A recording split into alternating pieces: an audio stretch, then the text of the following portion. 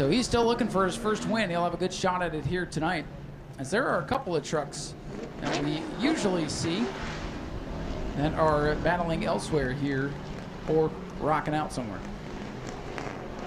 But here we go. 8 laps of distance in these heat races today. And we're looking for green, and already 3 wide off turn 4. Who's going to get the jump down into turn 1? Give it to the white 21. Chuck Ayers on the inside, but Palmer Hag, that black truck, going to fight back on the outside. Palmer Hag in the 55, last year's Rookie of the Year, trying to fight on the outside group. He's going to fall in line here. He's got 31. Rodney Haddock is our most recent winner. He will have to start shotgun on the field for the feature. The winner's handicap in play here tonight. Maybe the good news for Rodney Haddock is some of his friends aren't going to be in front of him tonight. Haddock working up to 3rd, still going to fight for those championship points.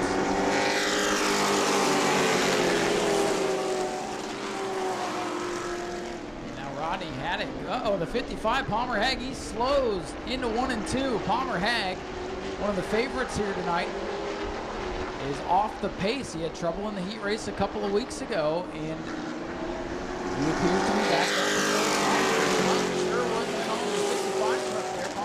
On the racetrack. He's slow down on the inside groove, and look at this battle for the lead.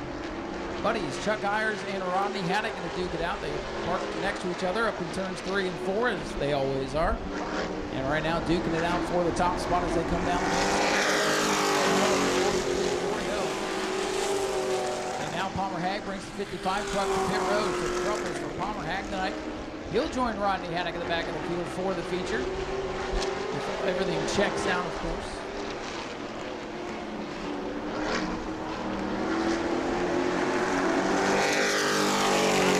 Down the battle for the lead, heating up. Rodney Haddock, that black 31, digging on the bottom.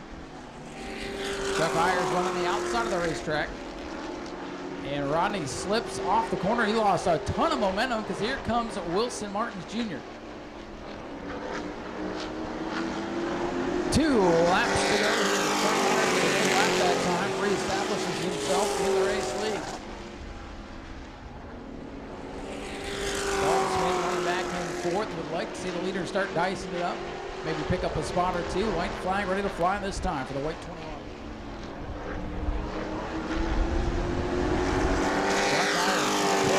Hold on, Rodney Haddock. Year 25 championship points for himself here.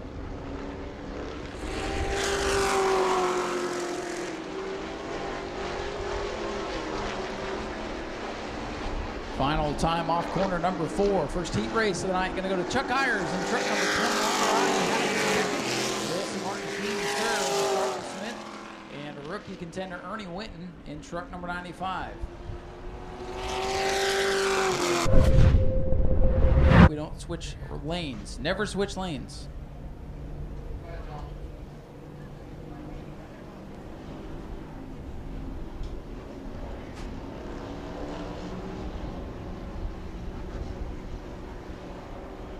E-Mods to staging for your heat, please. E-Mods, you should be in staging now.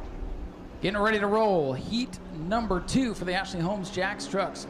Michael Whipple, Nolan Mesa on the front row. They head down into turn number 1. And they're still wheel to wheel for the top spot. Nolan Mesa's got some momentum rolling on the outside. Whipple on the inside, Mesa on the outside. And Jeffrey White in the 41. We know that truck's fast. They're not going to force the issue 3 wide in the heat, I would imagine.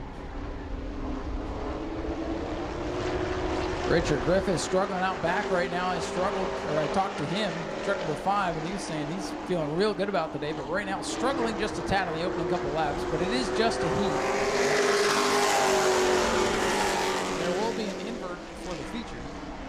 Oh, a little contact up front. Maybe he was sensing this could get dicey up there and doesn't want to tear the nose off. Whipples still working the bottom of the 35. That truck is loose as he skates up the racetrack. Now Jeffrey White going to go 3 wide. Jeffrey White solid opening. It was a good time to go 3 wide. And he's He's got the lead because of it. Jeffrey White out in front in the 41 truck. He's expected to be one of the players here tonight. Nolan Mesa, 28 to the back bumper. He gets White a little sideways, but Jeffrey White drives out of it. 4 down, 4 to go.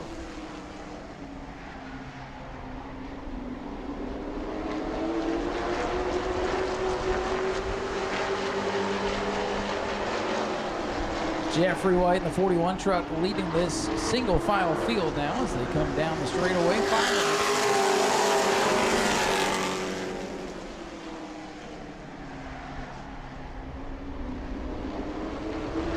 Jeffrey White starting to pull away just a little bit now in the 41. Michael Whipple, the pole sitter, he slipped back to third. He won a heat race out here a couple of weeks ago.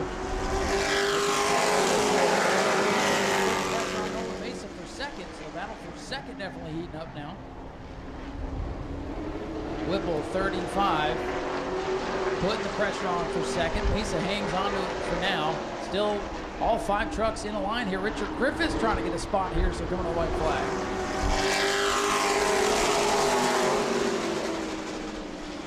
Now Griffiths off the pace a little bit here down the main straightaway.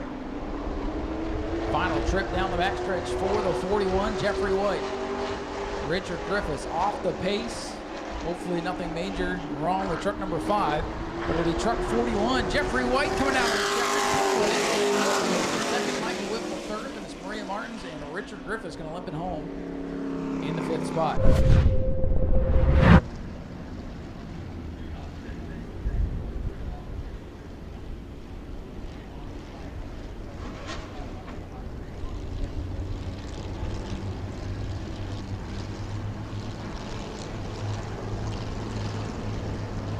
Getting ready to go green here for this EMOD heat race, 8 laps. As the Daytona Dodge American Auto pace car exits the Speedway, field will wait on the green flag. Rusty Martin's up at the stage. Outside lane getting the jump. Dylan Williams, Eugene Tuminello held up behind the Travis Sukup number 5 machine for now. Couple of fast cars boxed in right now. Little bumper tag in turn number 3. Tuminello finds a whole shot to the outside. He's going to move up now. A big lead. Watch that white number 35, Eugene Tuminello. He is around the outside of Kurt Robinson. That's for third. Dylan Williams going to try to follow him through. Hank Baker will probably be in contention here tonight in the 52. He's going to try to follow Williams up. Look at that. The top of the bottom. Tuminello. Well, he whipped that thing off the corner like a quarter midget, and he's up to second.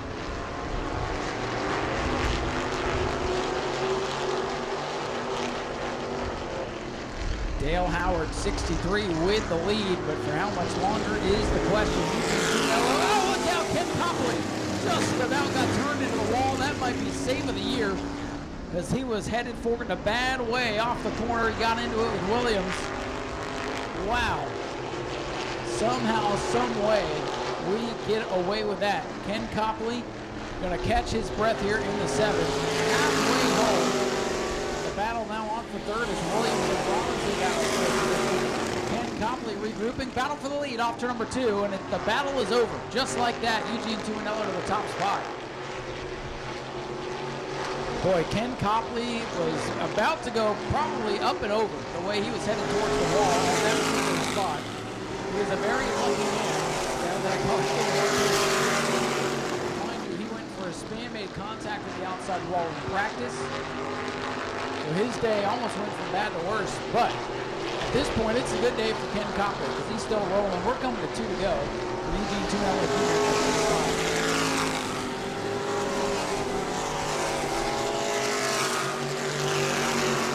2 laps of racing to go here for Eugene Tuminello.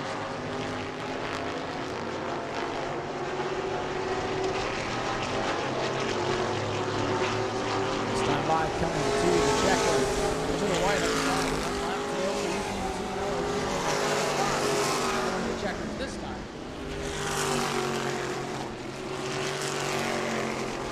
Probably helped if I didn't read and announce at the same time. But here comes Eugene Tuminello Jr. in the 35. This time the checkers are up, and he'll take it away. Eugene Gianello wins it. Dale Howard is second. Hank Baker, Ken Copley, and Travis Tuebok rounding out the field.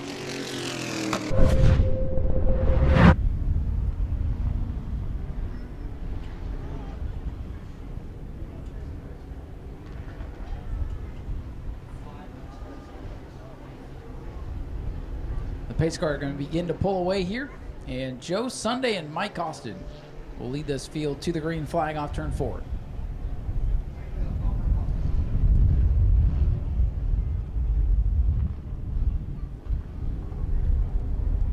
So they are creeping here off turn number 4, waiting for the flag.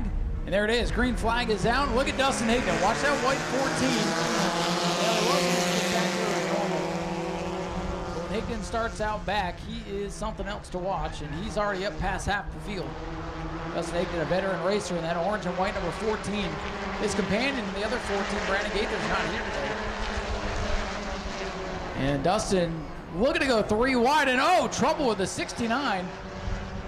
And debris up in turn 3 will bring out the caution. He did not get a lap complete, so Dustin Higdon just did a ton of work for nothing. Complete restart coming up. Inside lane is longer than the outside, but that is how it is supposed to be with the circumstances that have presented themselves here.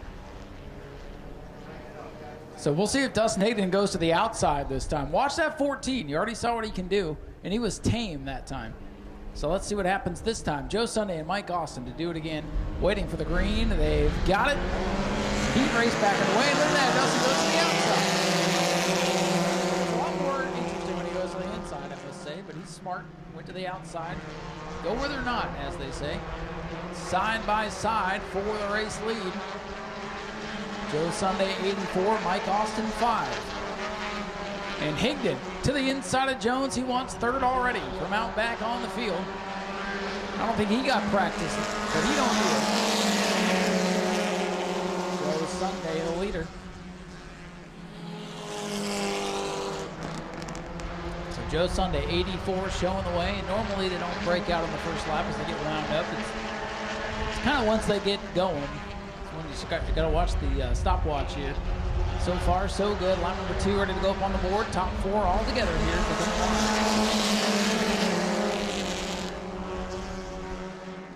Everybody all good that time by. Mike Austin in the dodge on the outside with the lead now with a shot off to number 2. Joe Sunday running well in the 84. Sunday in the Ford on the bottom of the racetrack. We'll go back out in front here as they come in. So far, everybody's good. We have one car, 24.188. Caleb Jones, the fastest on the racetrack right now, but he's over 24 seconds, so he's good. Richard Monroe in the 76, not in danger of the 24-second rule right now.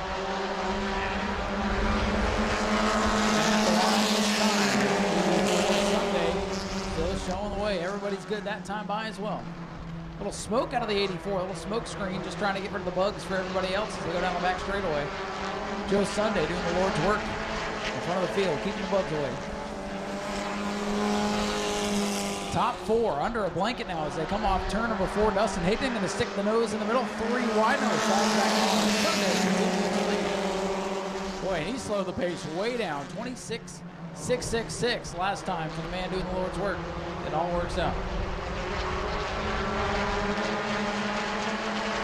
They are taking it easy out there right now, but you know what? That's what they should do in a heat race. And they're still side by side, all packed together here. They're going to hit traffic. 2 laps to go. Could get dicey. Everybody's good that time by on lap times. Everybody over 24 seconds. They're going to catch Monroe around the back straightaway. He pulls way down to the inside. Heck, he might be in the grass back there to get out of there. And everybody makes it by. Final lap now for the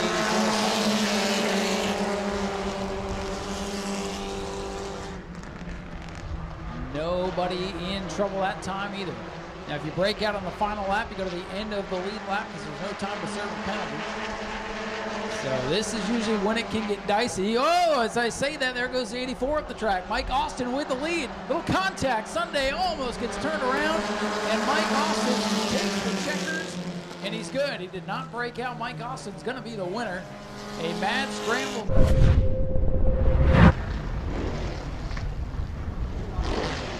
So they'll be looking for the green flag next time by. After this, we have 2 heats for the Florida Southern Ground Pounder Vintage Racing Division.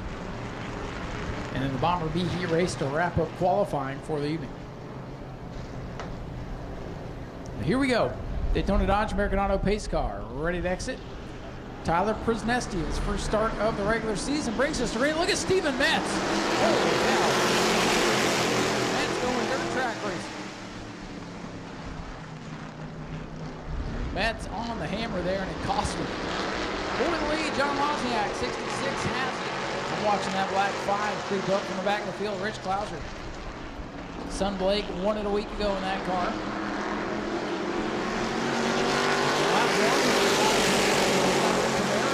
Pretty stout out in front of the field.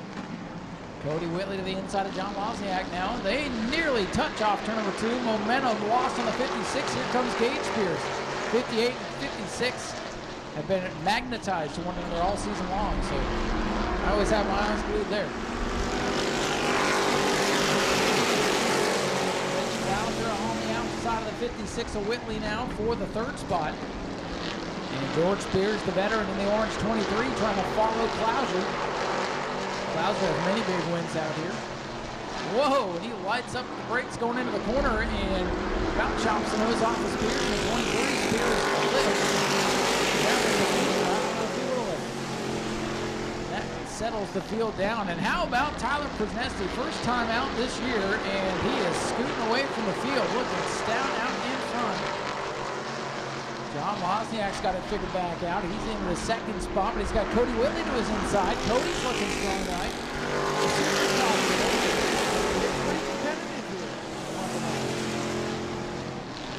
Cody Whitley inside of John Wozniak now for 2nd. And they're not going to catch the 15 unless something big happens.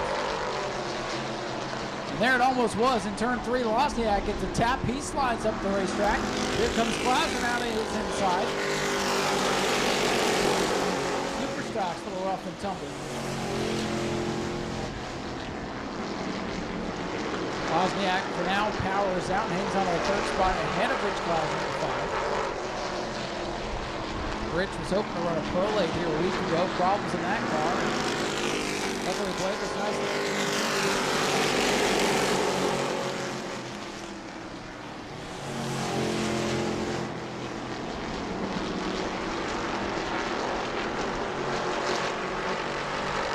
Tyler Prisnesti way out front in the 15. He's going to be looking for the white flag this time. He's got it.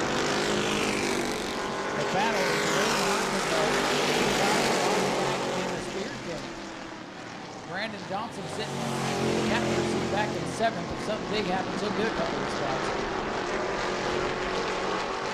It'll be an interesting feature event later on tonight, but in the heat race, dominating performance for Tyler Prisnesti in the 15. He wins it going away. Rich Clouser, Brendan Wozniak, Gage Spears, George Spears, Brandon Johnson, and Steven Metz. As long as the car is, I want to say 1980 something or lower, it's eligible to run. I forget the exact date. But that's why you see a plethora of different chassis out there. And they do run a couple of different divisions. We just run them all together. They have 3 different winners at the end of the night. 1 overall, and then 3 best in class. And they have a ton of fun doing it. And we're just going to call all of this as one race, and we'll sort out the particulars later. So the field will get the green here. But again, see Rusty pointing to turn number 2. They're going to take it easy here, and then they'll get on the gas. And you'll see some of these things, they're going to get after it. There they go, off turn number 2. Toby Smith hits the gas and he's a couple of the stock cars going to duke it out for 2nd, and one of them's going to go around. Hemrick turns it around. 22 machine for Don Hemrick turns that beautiful car around. Doesn't hit anything. We'll group them up, try again.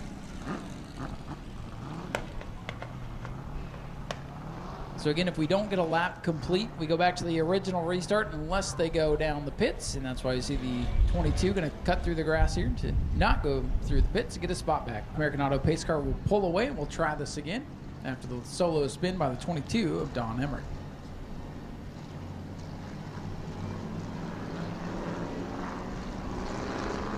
The pace car will peel off. Field will form up here. Well, I guess they forgot their own rules.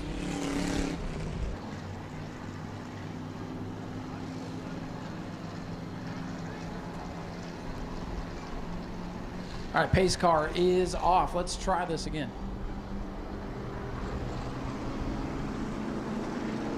So again, green is out. They'll take off just like last time. At least that's what they're supposed to do. And if they don't play nice, Toby Smith will reel them back in. And Toby says, all right, I'm going to go now. 99 wanted to go, and Toby saw his bluff and pulled the ace, and he's gone. Toby Smith out in front. Looks like we will get a lap in the books this time. So this race is officially underway. And Toby Smith away with the lead.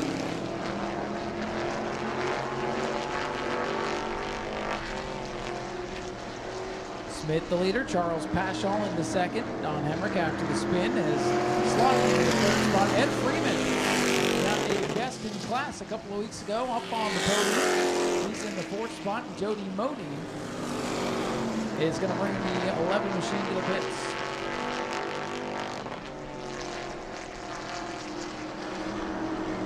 Jody Modi in pits.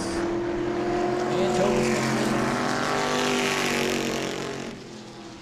closing in on halfway here in this first round penalty.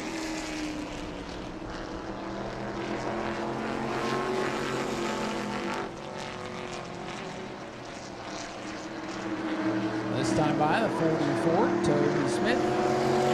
Just across the side, 4 to go, and 4 cars left. Bonaparte didn't start in the 11-11. The 11 had trouble, but no fear, there's a 111 in heat number 2. So maybe some good to come yet.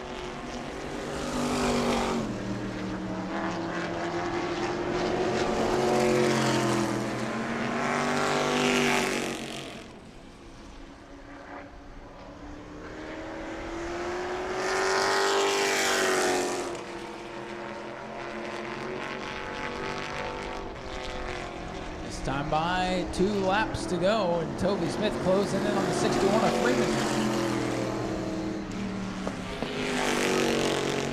Smith able to tiptoe around the outside of the 61 of Freeman, put him a lap down. Charles Paschal still a distant second in the 99, and in third it's Don Hemrick in the 22. White flag set to fly for Toby Smith as he comes off turn number 4. 1 lap to go.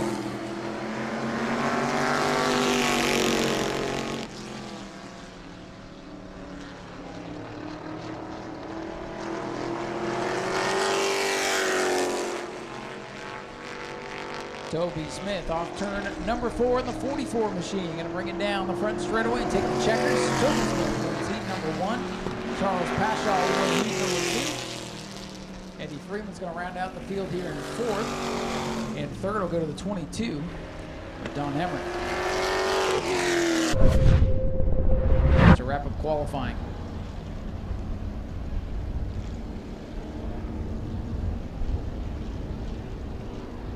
Frank Pelkey, Scott Cutter going to lead us to that green flag.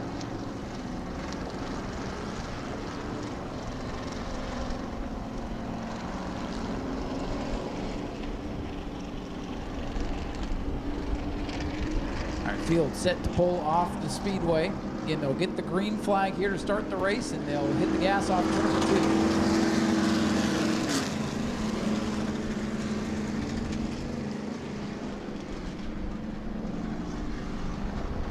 They stay together nicely, and now they can start to wind them up here off to number 2, and they're racing. Frank Pelkey 40, that blue machine on the inside. Scott Cutter, the maroon 0 on the outside, and Ron D'Alessandro, our most recent winner. He's boxed in right now. Some smoke out of the Scott float.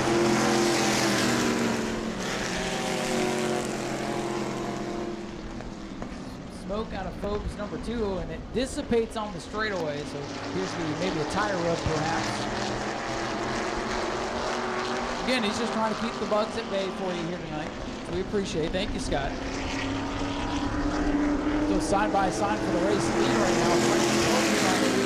First lap. And Scott Cutter, he calls his car Frankenstein now after the wreck a week ago. He's just happy to be here. He's a man of the people. He'll be probably in the grandstands later on. Change for the lead, change for second. Ron D'Alessandro around the outside of Frank Pelkey. D'Alessandro taking it easy right now. Scott Cutter. There goes Ron. Ron found an opening. That X9 with Ron D'Alessandro behind the wheel is a fast machine.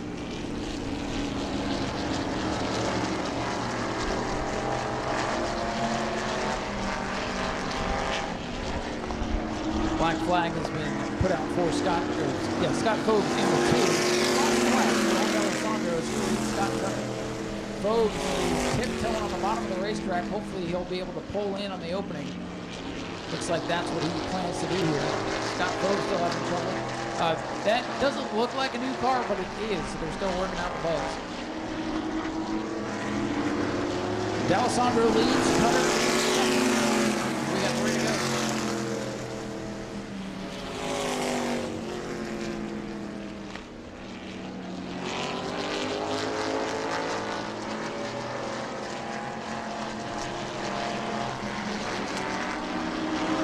Get 2 laps to go this time.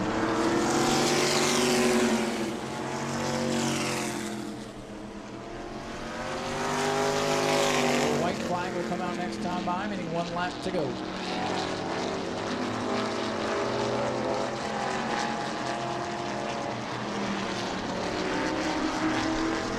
Final lap for the white X9 of Ron D'Alessandro. Beaten and battered number 0. Cutter doing a good job tonight, able to stay with Ron D'Alessandro now. On the final lap here, checkered flag getting ready to fly. And coming to take the checkered flag, pick up the victory, will be Ron D'Alessandro in the X9. Comes on second, third will go to Frank Pelkey, and Colin Smith in the 111. The wisp of smoke out of that car as well. The 0-1 of Tim Nicholas trying to get him into place, and then we can roll him.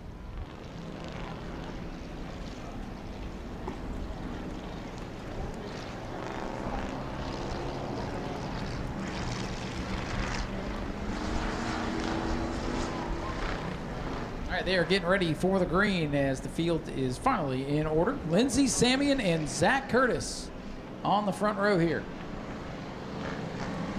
Here comes the field. Samian and Curtis bring us to the green flag.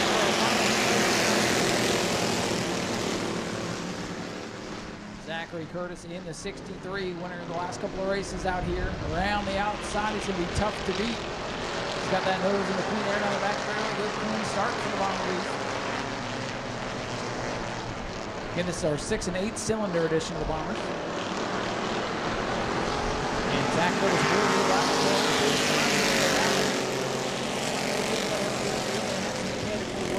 time out in the 66 machines. They're trying to get that rectified. And whoa, Lindsey takes him way high. Chase has the lift. Lindsey almost got the white pony there as they came off the corner.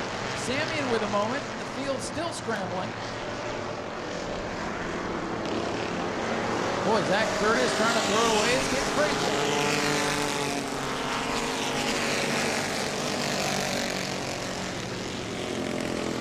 58 car throwing something out of the back of that machine as he went into turn number 1. Might have to black flag in hand of the official there on the flag stand. Might be fuel or something coming out of the 58. You'll see it in the sunshine in turn number 1. He pulls it down. You'll see it big time in the sunshine in the straightaway. So Ben stay with the black flag. Some kind of leak on the white pony.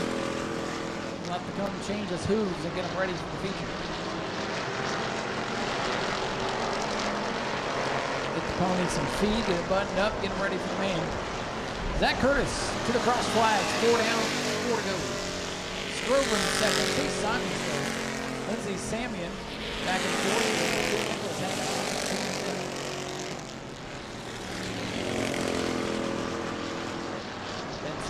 to his pit stall, so they'll start looking over the white pony. Side-by-side battle for fourth between the 0-1 and the 0-4.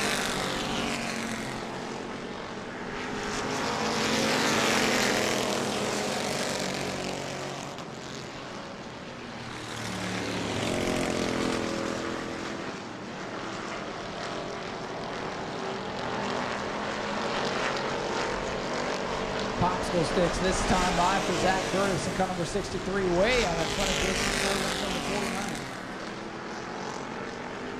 Lindsay Samuels to the fourth spot, over 0-1 to Nicholas. Nicholas in the Dodge trying to work the bottom of the racetrack on Lindsay Samuels, but so far not able to get that spot. White flag set to fly. 1 lap to go for Zach Curtis in the 63.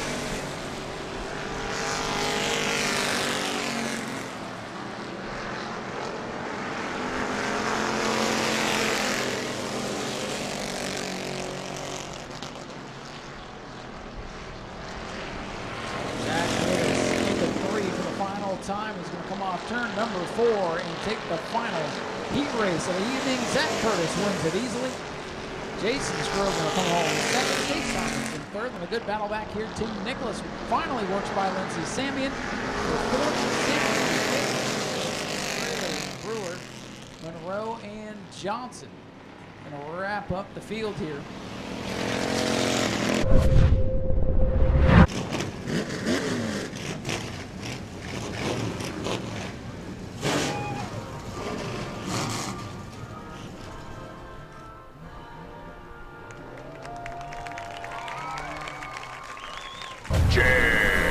Get exclusive discounts when you shop jegs.speedwayvideo.org. Take your garage to the next level and support the channel with your buys at jegs.speedwayvideo.org. Hopefully we'll see him for race number 2. Race number 1, set for 25 circuits. The 4-cylinder Mon Mini division ready to roll. Our first of 9 feature events. And folks, we're going to do winners only in Victory Lane, try to keep things moving. We do have Spectator racing, a lot of other exciting racing coming up. But here we go. Mod Mini Challenge Series race number 2 is underway.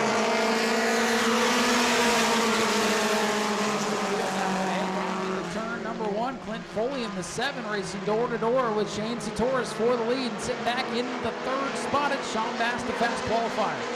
The dominant driver champion from a year ago. Bass looking high. Shane Satoris almost arrow blocking.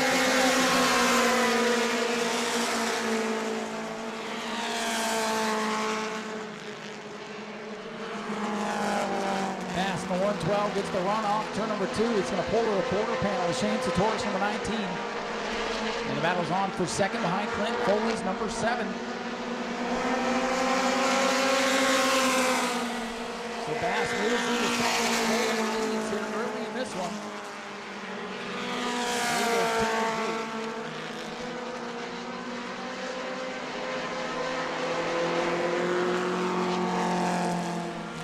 Clint Foley leading Sean Bass in the 112. Shane Satoris back in third.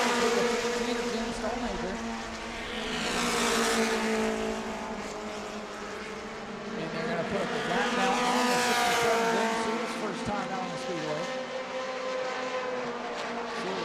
To Mark Road in the 67. The backup road machine. Mark's got his primary car back.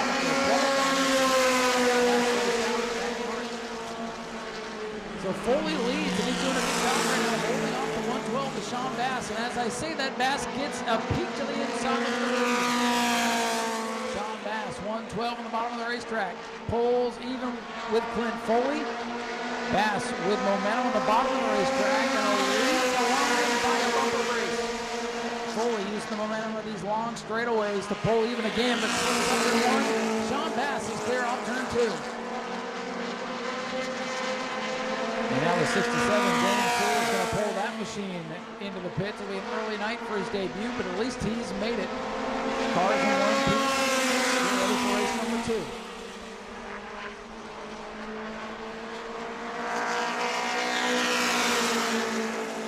Sean Bass leads at Foley in second. Shane Satoris in the third spot.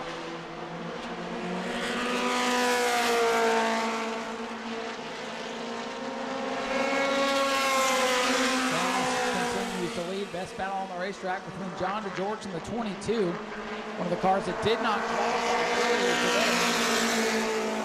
Over that 14 machine. James Stallmaker in the 14 making his first start of the season. Right now holding off John DeGeorge.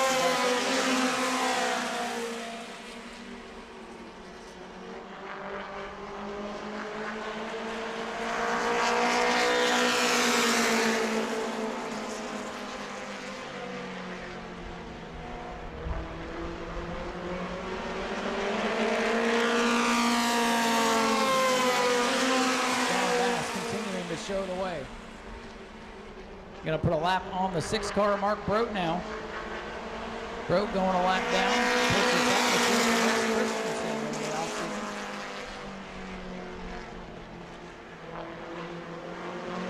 Shane Satoris gets a little bit loose in turn 4. Keeps his foot in. Stallmaker in the 14 still holding off the 22 of John DeGeorge for 4th. Got a straightaway, more than a straightaway behind the 19. Closing in on halfway now.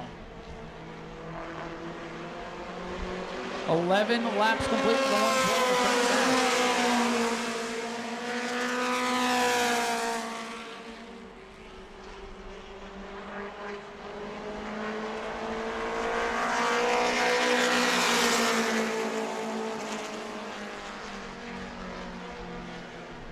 The 112 Sean Bass leads us to the cross flags halfway home already.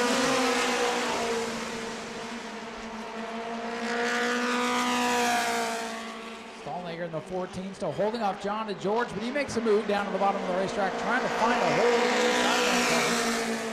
So far nothing doing. Bass continuing to lead but not pulling away from everybody as he's going to come to the field. Bass is out in front by about 7-8 car lengths, but last year he was out by about half the track. So the 7 to 19, they're doing their homework. They're trying to really no matter if it's the 112 or the 71, the Volpius Motorsports cars have been dominating this Model E division in the last 3-4 years.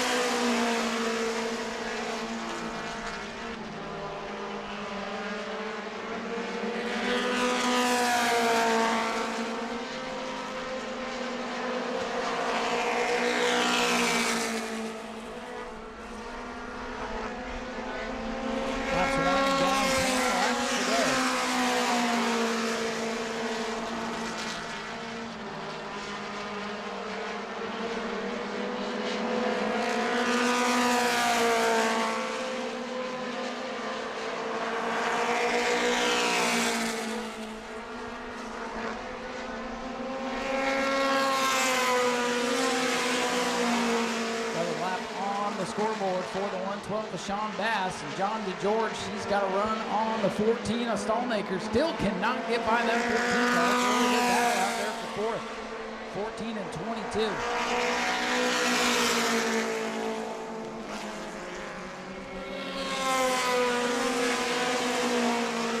And now DeGeorge looking to the outside, but cannot make it stick. No power off turn number 2, and he falls back 2 car lengths. They battle, the lead 3 are closing in on that battle for 4th.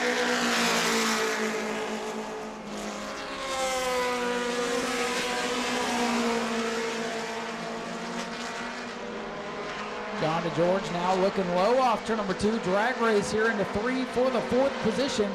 John DeGeorge 22 down on the apron of the racetrack. His father does not make it easy for him. These 4-cylinder engines definitely don't make a base, and he can chop somebody off and not give them momentum. It's really tough to pass. And here come the leaders now to join this battle for 4th. Bass looking to put DeGeorge and Stallmaker a lap down. It'll be 5 laps to go when the 112 hits the line. A heated battle for 4th and front.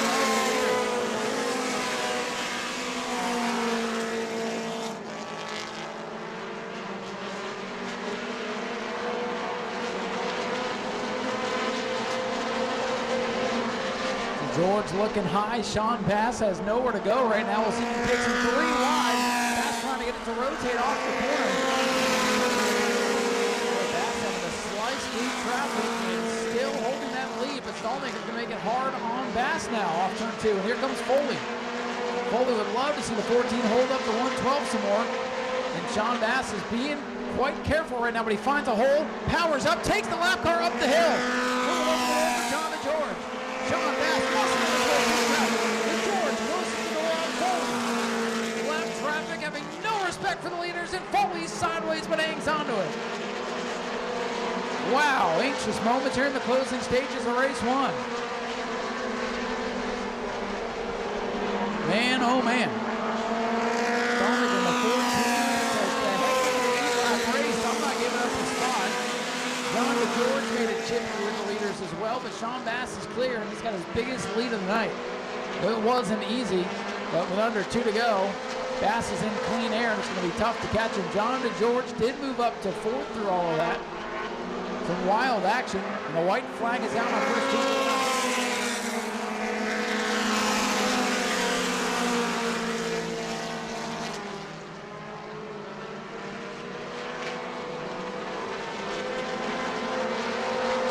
Coming to the checkered flag this time through 3 and 4. Lap traffic right behind Sean Bass, so no pressure.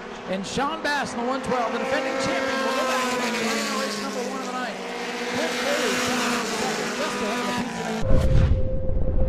Check 1, 2. Here's your winner, Sean Bass, as he climbs out of the machine.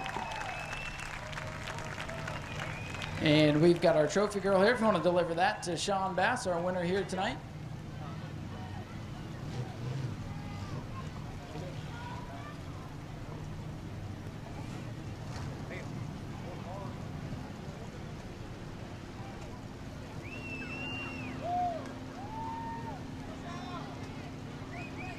All right, Sean Bass, you didn't make the first race of the season, but you made up for lost time here tonight. And, you know, those guys kept up with you, so they've obviously been doing their homework, but you're back here in Victory Lane. And it's got to feel good to be back here in Victory Lane with this car.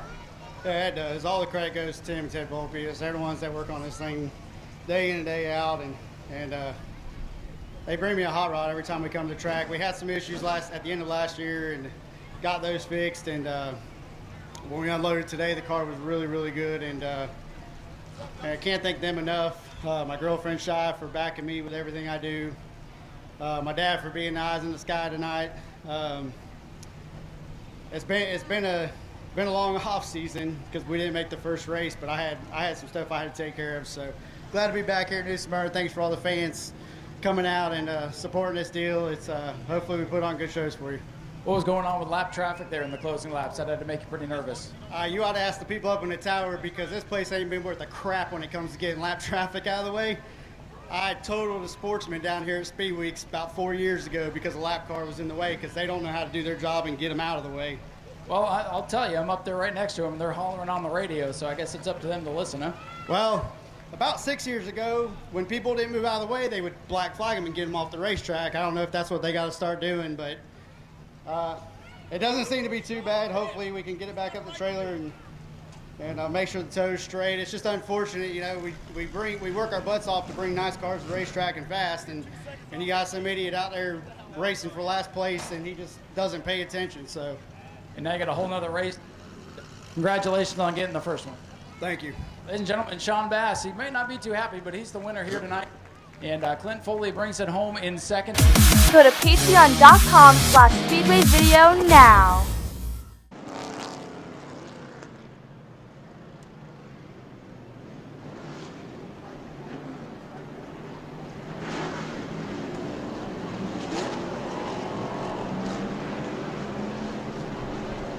All right, folks, here we go. Wilson Martins Jr. on pole position in the 88 field coming off turn number 4, looking for green. They've got it away. Down into 1, still dead even for the lead, but the 41, Jeffrey White on the outside is going to be tough to beat with that momentum off the corner. Wilson Martins, though, stays with him, tries to send it hard into turn number 3. Jeffrey White in that preferred position, I believe, coming out of 4. Wilson Martins Jr. fighting back. Wilson Martins down on the bottom, trying to make something happen in that blue and black machine. Good drive for Wilson Martins Jr. here early. That 41 truck is no slouch here at New Smyrna. And Wilson Martins in a precarious position down on the bottom of the racetrack. His trucks will get tight going off the corner. Jeffrey White, though, rolling the apex of 1 and 2 pretty well and gasses it up off the corner, and he's clear for the lead.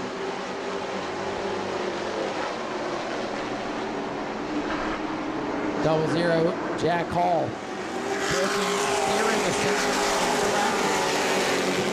just to make the start in this one. But another tough night for Jack Hall and the Jack Racing Machine. His story here at New Smyrna has been, what can go wrong? Make me a bingo card and I'll fill it up. And Hawley will make the start with something for his trouble. Oh, and into the wall. Palmer Hag in the 55, hard into the wall here down the main straightaway. And Palmer Hag continues to be snake bit here in the truck division at New Smyrna. And you want to talk about two people having a very unfortunate 2024. Jack Hall, who we were just talking about, now the double 5, Palmer Hag, into the outside wall. We'll have to go back on Speedway video and piece that one together. Palmer Hag rolling here in the 55, so he might have gotten away with it.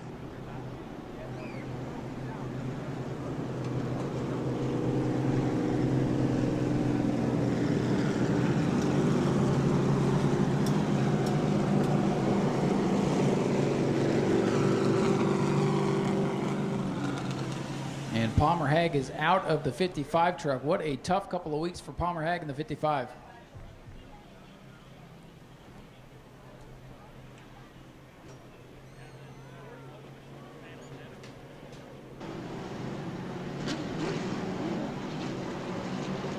All right, looking for the restart this time by the Daytona Dodge American Auto pace car.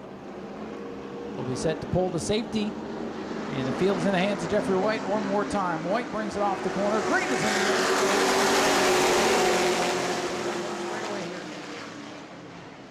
Oh, in trouble. Dave Warning up into the fence. Just kisses it with a tailgate. Warning around. They enter the turn 1. Caution is out.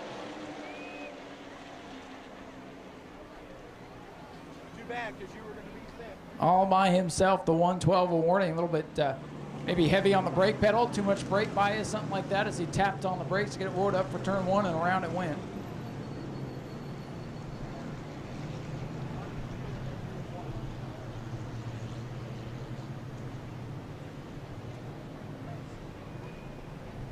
Dave Warning did a good job to get that truck woed up before it did too much damage. Probably going to pull behind the wall here. And there you see some damage to that right front. Doesn't look like it's looks like it's bouncing a little bit. That's not exactly what's going to get you around this place. So once again, the lights are down on the Daytona Dodge American Auto pace truck or pace car. I don't know what a truck is or what a car is at this point, as you can tell. Pace car getting out of Dodge here. And again, your leader is Jeffrey White on the outside. 88 Wilson Martins Jr. on the inside. Nolan Mesa behind them. The inside of row 2, Michael Whipple, 35. Chuck Ayers, Richard Griffiths as they come back to the green. Nice even start as they race off into turn number 1 once again. Wilson Martins Jr. driving the wheels off the 88 truck, trying to stay with Jeffrey White in the 41. Jeffrey White giving him not much room on the bottom. They come together on the entry of turn 3, and Wilson Martins trying to power up for the lead. Martins that youngster hungry for the win. Look for the crossover. Here comes Jeffrey White to the bottom. White slips up. He's sideways, as is Martins. 3 wide behind him. Whipple pedals the 35 off the corner. And here comes Nolan Mace's 28 to the bottom. Some wild pro truck action here. Jeffrey White able to maneuver that truck wherever he wants it to go. They all know that 41 is fast. They're not giving him an inch out there. And under race conditions, they should. Wilson Martins in the 88 with the lead. Battle for second, rages side by side behind him. Jeffrey White, 41 to the bottom. Nolan Mace's 28 truck on the outside. Back and forth. Chuck Ayers, the 21. He's in fifth. Jeffrey White back to second. Will set his sights on Wilson Martins again. Martins has a nice little lead, but only 7 laps complete. Long way to go. 1/3 distance this time by.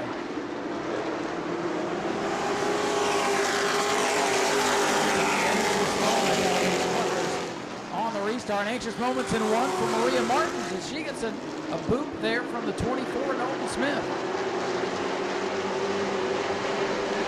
Rodney Haddock, our most recent winner, he's mired in the back of the pack. Had to start out in the rear as our most recent winner.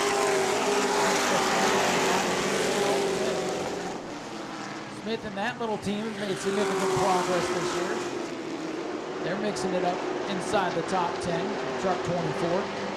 Ernie Winton has company from Dave Warning. Warning's truck bounced off the wall under the last caution, and he's moving forward.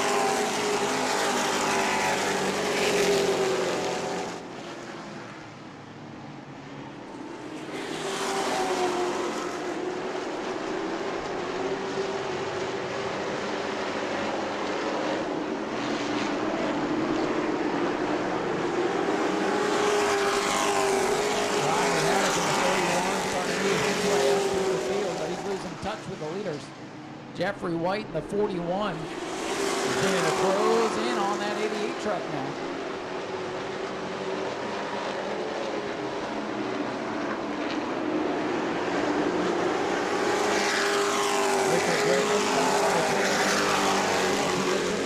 That leads for fifth. Halfway home for the Ashley Holmes Jacks trucks.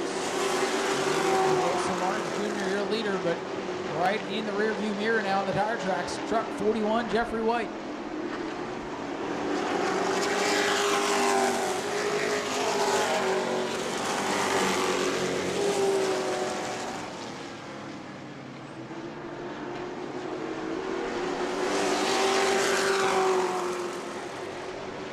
Battle for the lead now in turns 3 and 4. Jeffrey White with the comeback now on the bottom. Almost lines into the 88. Wilson Martins has to be defensive once again. He's too fast right now. Jeffrey White, 41 on the bottom. Wilson Martins on the high side. Still door to door. Good race here in National Homes Jacks Trucks Division tonight. Jeffrey White on the bottom of the racetrack is clear. We'll see if he can set sail now. Jeffrey White back down in front of the 10th row.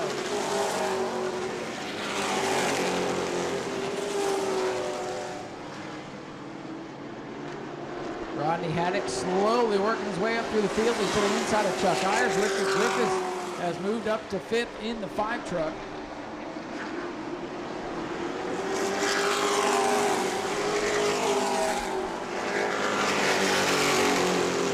Wilson Martins Jr. in that 88 truck not letting the leaders go.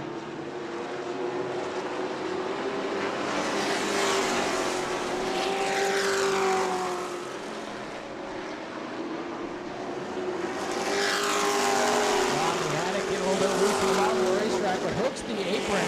The 31 truck starting to move forward now. Battle for third. Michael Whipple and Nolan Mesa in turn 2. Mesa, the 28 car, that black and white machine, holding off Michael Whipple's 35.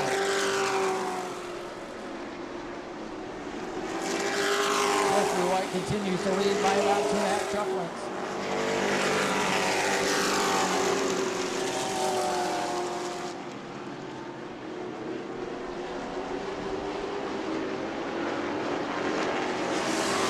Six laps to go this time. Jeffrey White big sideways off the corner. Back at it comes Martin. Wilson Martin Jr. the 88 to the tailgate.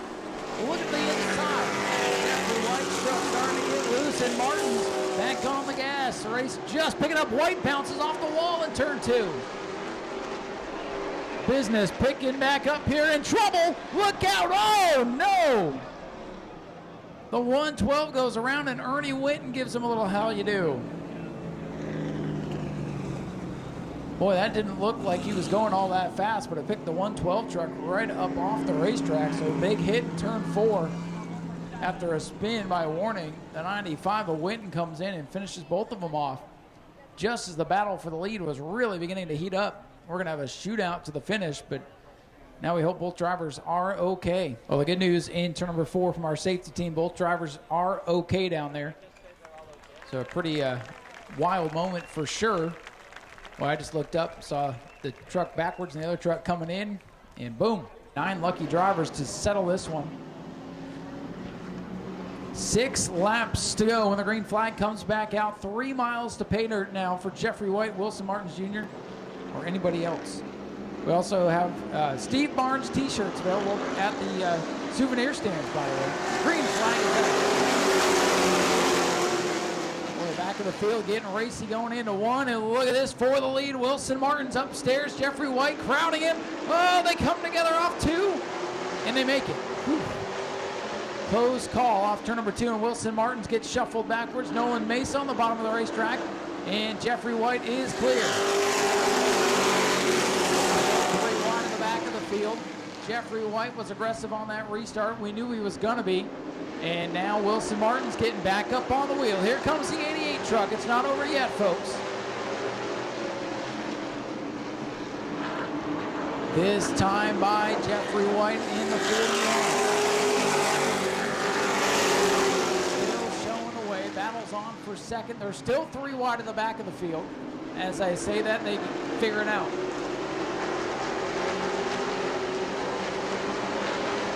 Things getting very dicey, but up front it's still Jeffrey White coming to 3 laps to go.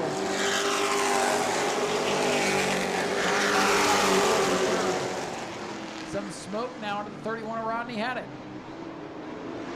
Boy, those back 4 trucks trying to find somewhere to wreck, and they haven't found a good spot to do it yet. 2 truck lengths between the top 2, coming to 2 to go. Popsicle sticks in the air. 2 laps remaining for Jeffrey White. Boy, the 35 and 28 bounce off each other again down there in turn 1.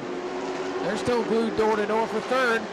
Maria Martins, and some smoke out of the Martins 07 machine. She barrels into turn 3. She's not going to make it. Oh, boy. Maria with a big save. White flag is out. She's staying on the way. Wilson Martins to the bumper now with Jeffrey White. This could get big in turn 3. Coming down to the checkers. Jeffrey White with 2 truck lengths. Martins one final attempt to make something happen. He's not close enough. Jeffrey White comes off turn number 4. Jeffrey White to victory lane. Wilson Martins second. Third spot is Michael Whipple. And ladies and gentlemen, let's hear it for him once again. Jeffrey White, your race winner.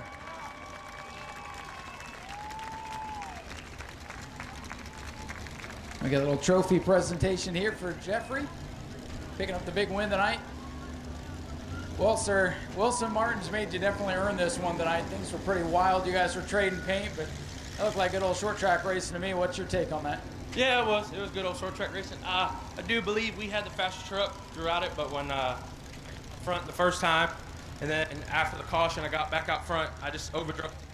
Blake was on the spotter for me, and I appreciate that a lot, man. Well, everybody here knows that this truck, when it shows up, is going to be one to beat, so they definitely race you that way. Here's a little one over to say congratulations here on this family fun night. Congratulations again on the win.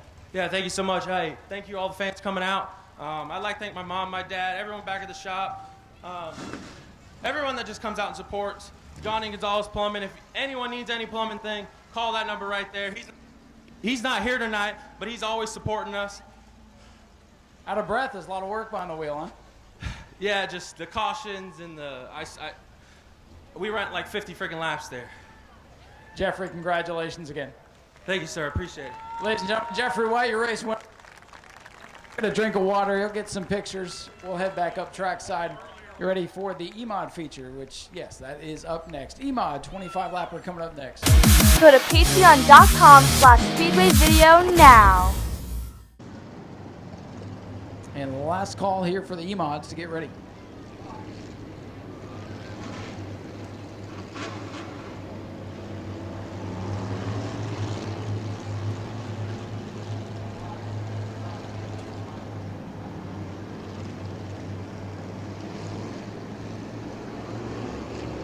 Field is set.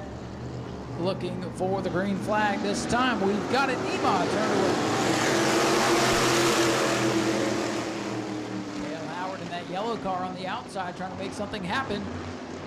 It's Williams on the bottom. They'll power up with the lead. Here comes Tunella on the white 35.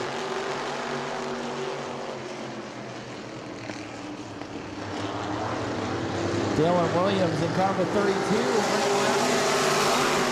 comes Hank Baker Sr. into the mix. Didn't see that car's full potential, perhaps in the heat. Our heat race runner-up, 63 Dale Howard, slipping backwards into the clutches of Kurt Robinson now for fourth. Oh, Robinson steps up the racetrack, almost got into Dale there.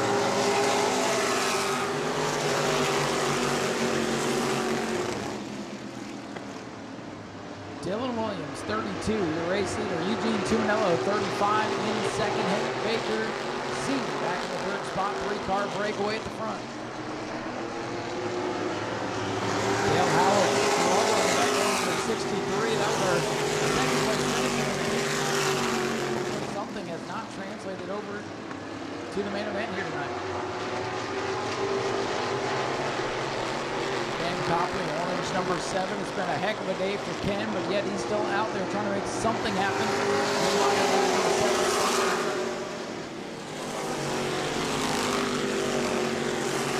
Top 3 holding steady, about 2 car lengths between each of the top 3 runners right now.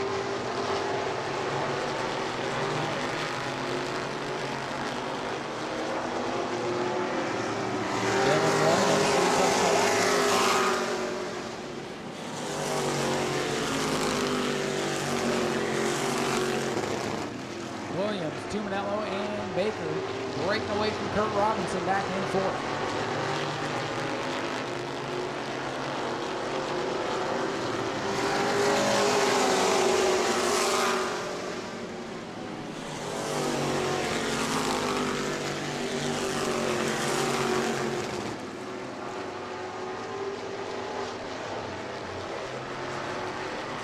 Williams lead shrinking just a little bit now as Tuminello starts to close in and come to 35.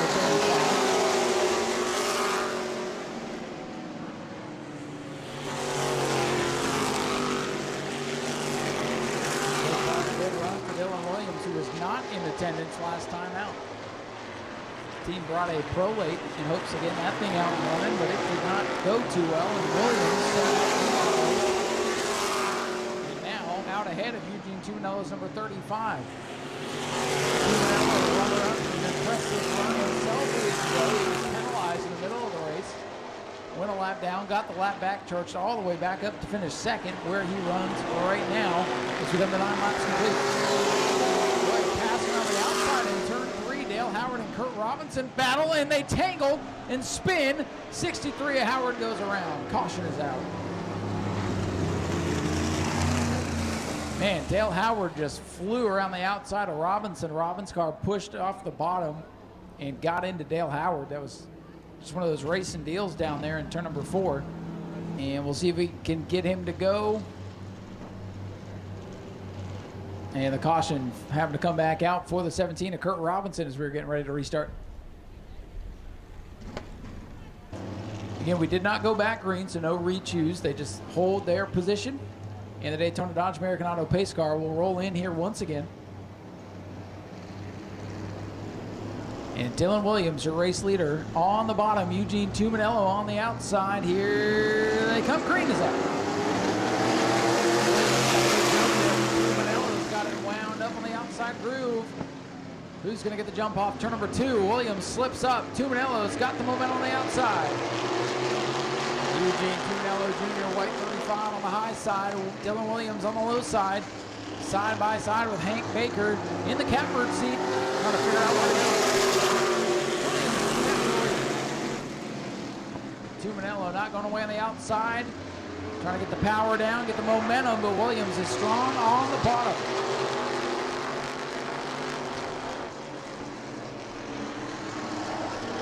Front 3 now, single file as they break.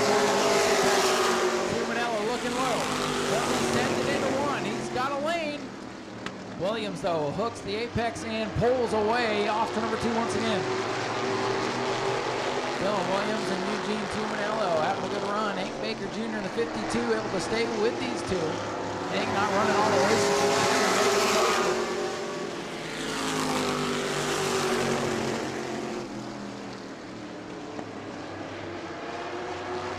Dale Howard, after the spin, has worked his way back up to 4th. Ken Copley still trying to work the bugs out of a new race car.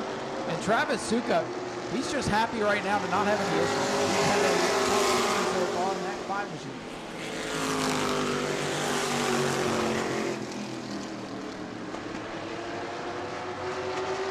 Dale Howard really starting to push in car number 63. And 63 on back, the handling not where they need it to be tonight. And they're just hoping to make it to the center. Maybe the Eagles will start getting into it here and something big will happen. The way tonight's going is a very big possibility.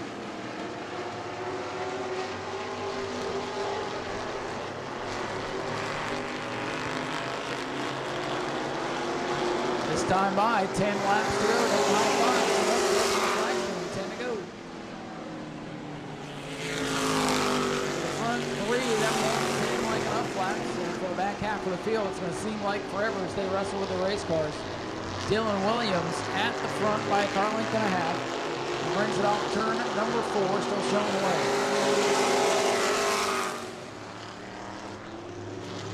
16 laps from 18, still within striking distance.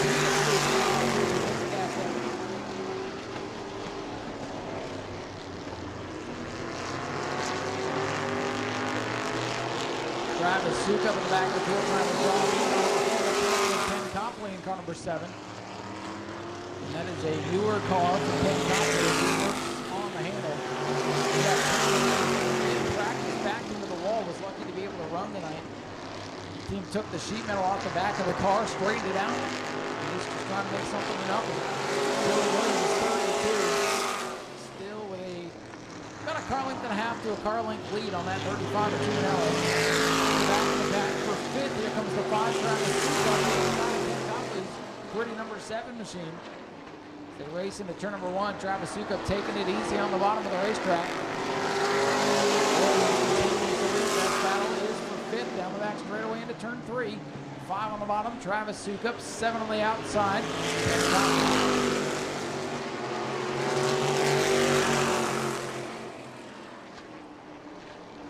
Dylan Williams, 32, brings the red car off the corner, 5 laps to go. Travis Sukup did work his way up into the top 5, passing Ken Copley's number 7.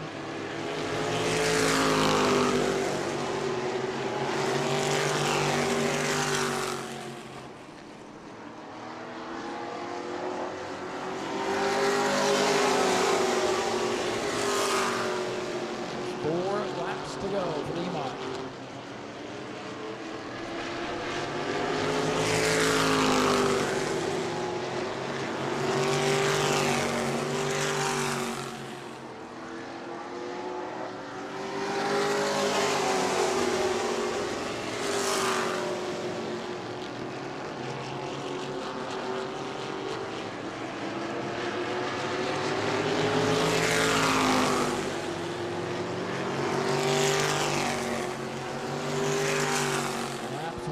Down 2 laps to go for Williams and put on a clinic here tonight.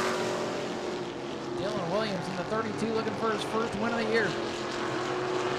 So I believe it will be his first official of the script and technical inspection a year ago. Closing in on Ken Oh, the 5 car. He might have a problem here with the line. White flag is out. I believe it's for Williams.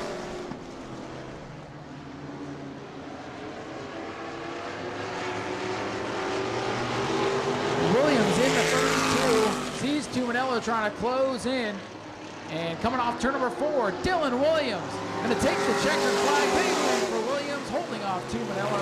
Hank Baker Jr. 3rd. 4th will go to Dale Howard, and Ken Copley comes back to round out the top 5 as Travis Sukup goes kaput, coming to the white flag. Ladies and gentlemen, he's climbing out. Let's hear it for your winner once again, Dylan Williams in car number 32.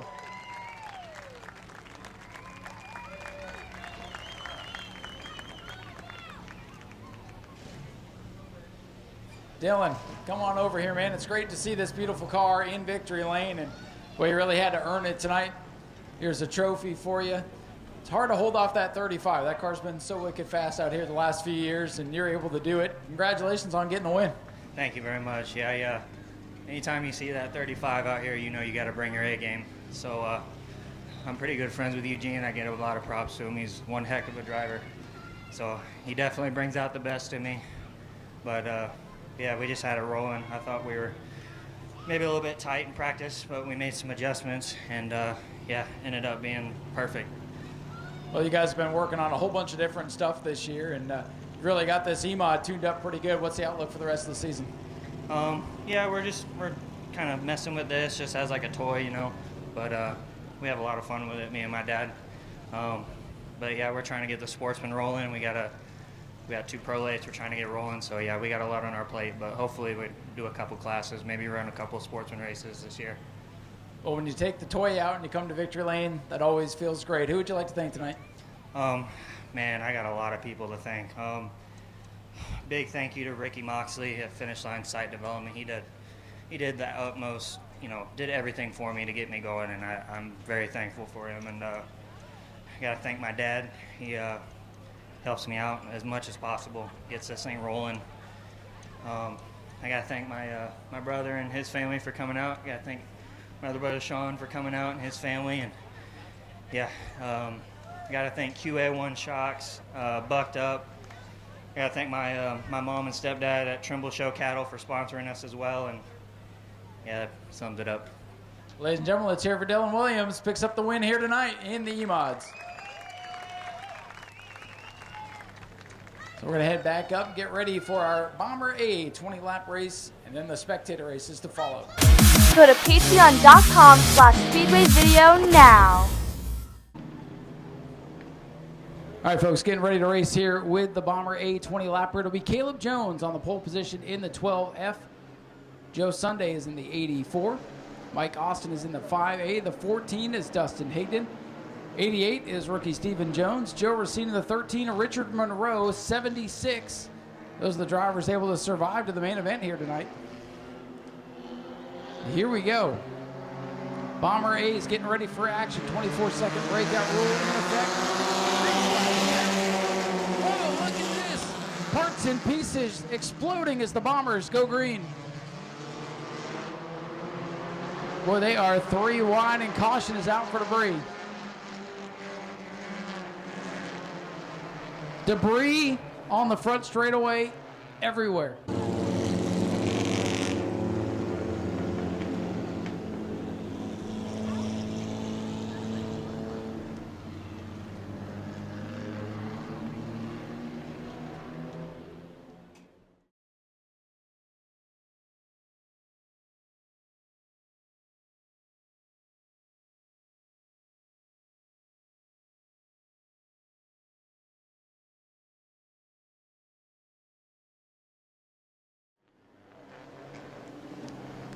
See what's going to happen here. I have a feeling it's going to be an interesting race. I know we're missing a few cars tonight, but the Bombers never seem to disappoint.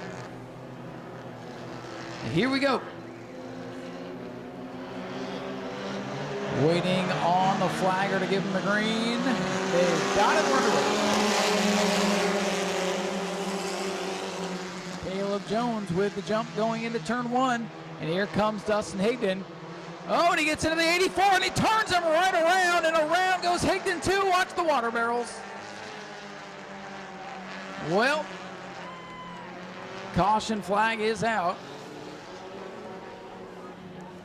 Higdon and Sunday. Apparently they want to race until Sunday because they can't stay off one another to get a lap in here. Tail of the end of the longest line. Well, there's only one car left on the outside. I don't know if that's a good thing or a bad thing for Joe Racine. We'll find out. So yes, this is the official start of the race. Wild and wacky Bombers, man, I'm telling you. Green not out yet, and the 84 and 14 are passing people. They're probably going to wreck anyway, so it won't matter. Green is out.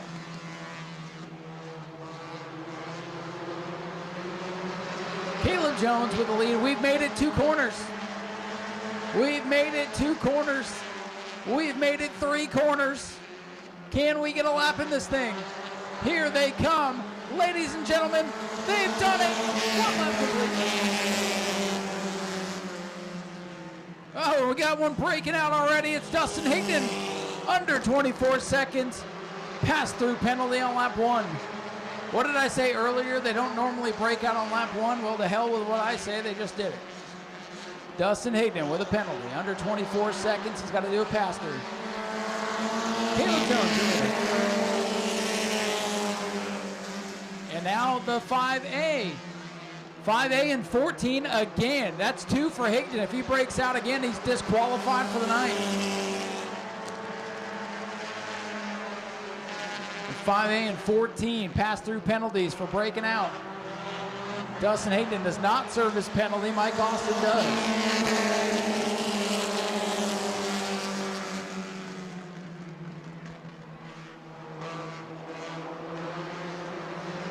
The 88 and 14 are broken out.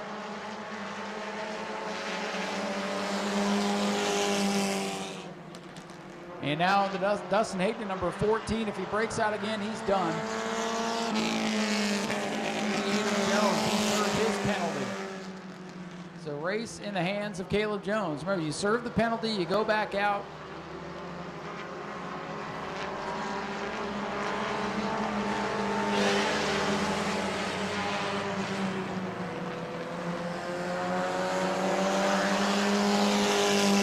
Caleb Jones, your leader. Joe Racine into second.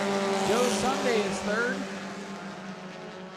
88, 14, and 5. They've all broken out. That's why they're so far back. That's why they came down pit road.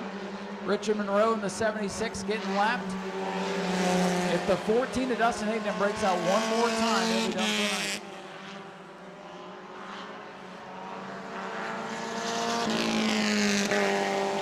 Caleb Jones, 12 is your leader. Joe Racine in second. 84, Joe Sunday. A little bit of smoke out of the back of that machine. I think we saw that in the heat race too.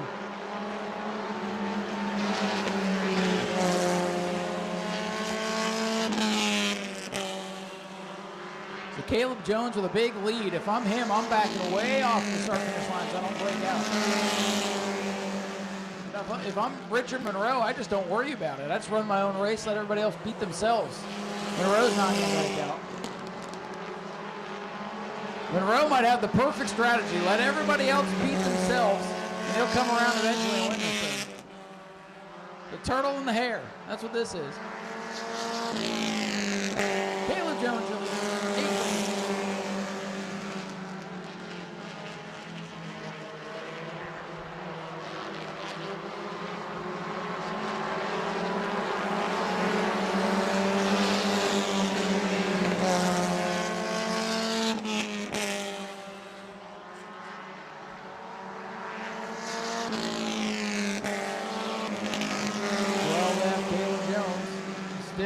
Joe Racine in the 13.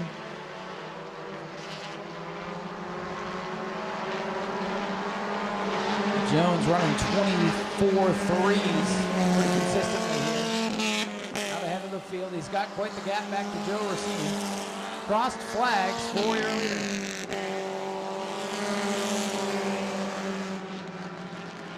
And time starting to pick up halfway through this race. Joe Sunday in the 84 putting some pressure on the second place car, Joe Racine.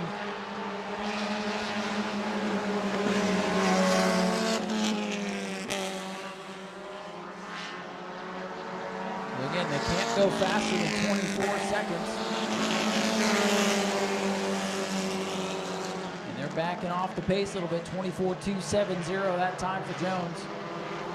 Joe Racine comes at a 24.5, so the 12F has a little more he can actually give up here and play the game. Aaron Foy played the game a week ago and got the victory.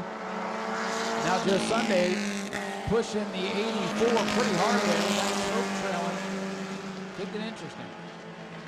Caleb Jones, 24.271, so he's 2/10 to the good right now. And pulling away from Joe Racine and Joe Sunday.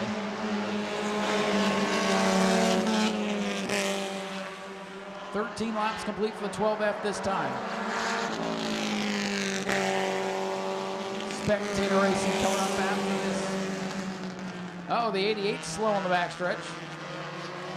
Oh, that's because Dustin Higdon's in the infield in 1 and 2. Dustin Higdon bringing out the yellow flag here. Not sure what happened there. I saw the 88 slow on the backstretch, and then the yellow came out, and I found Dustin Higdon trying to race the quarter midget track down there. He saw the quarter midgets, the front concourse area today, and said, that looks like fun, I might go take a tour. Unfortunately, doing it in the middle of the race just draws the yellow flag. So that'll reset the field, and we'll see what it's going to do for the field. All right, here we go, folks. Everybody but the 76 still on the lead lap. So those that broke out are right back into it. So the lead for Caleb Jones, not as big as it once was. Some heavy hitters back in the mix. Green flag back in the air. Remember, Dustin Higdon, if he breaks out again, folks, he'll be done for the night. He's gone 2 laps over 24 seconds, or under 24. And Caleb Jones under attack from the 84 of Joe Sunday. I'm telling you, Richard Monroe, he might be a lap down still, but he's still very much in this with the way this race has gone. Caleb Jones, way ahead.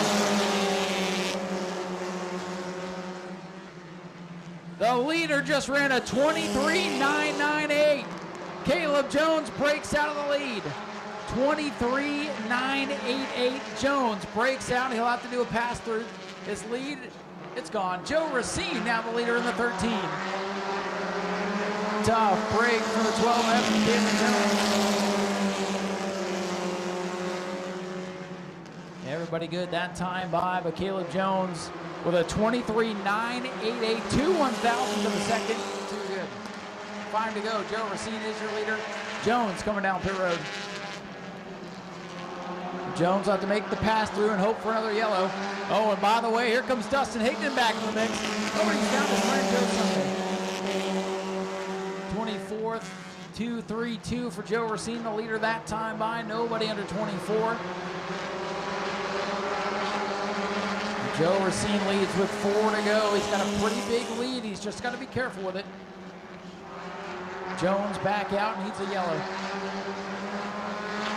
Oh, here's the battle for second. Joe Sunday getting aggressive with a 14.8. Boy, Joe Racine runs a 24.200. He's picked up the pace now that he's leading. Joe Racine looking for his first career New Smyrna Speedway victory, as is Joe Sunday. Dustin Higdon looking for his 1,632nd victory out here, if my notes are correct. Oh, Joe Sunday trying to take the nose clean off.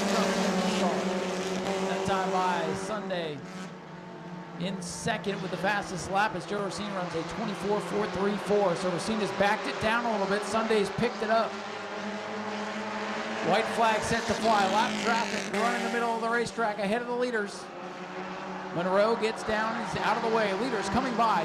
White flag in the air for Joe Racine. Joe runs a 24.327. He's good as long as he doesn't break out this time by. He might get his first career win. If he takes the checkers and it's under 24, it'll go out the window. Battle for second, Sunday and Higdon, just like the start of the race. They're together again. Will they make it back to the checkers? Battle is for second. Joe Racine coming off turn number 4. Cole Trickle Jr. looking to score his first win. If he didn't break out, he's got it. A 24.6. Joe Racine is the winner.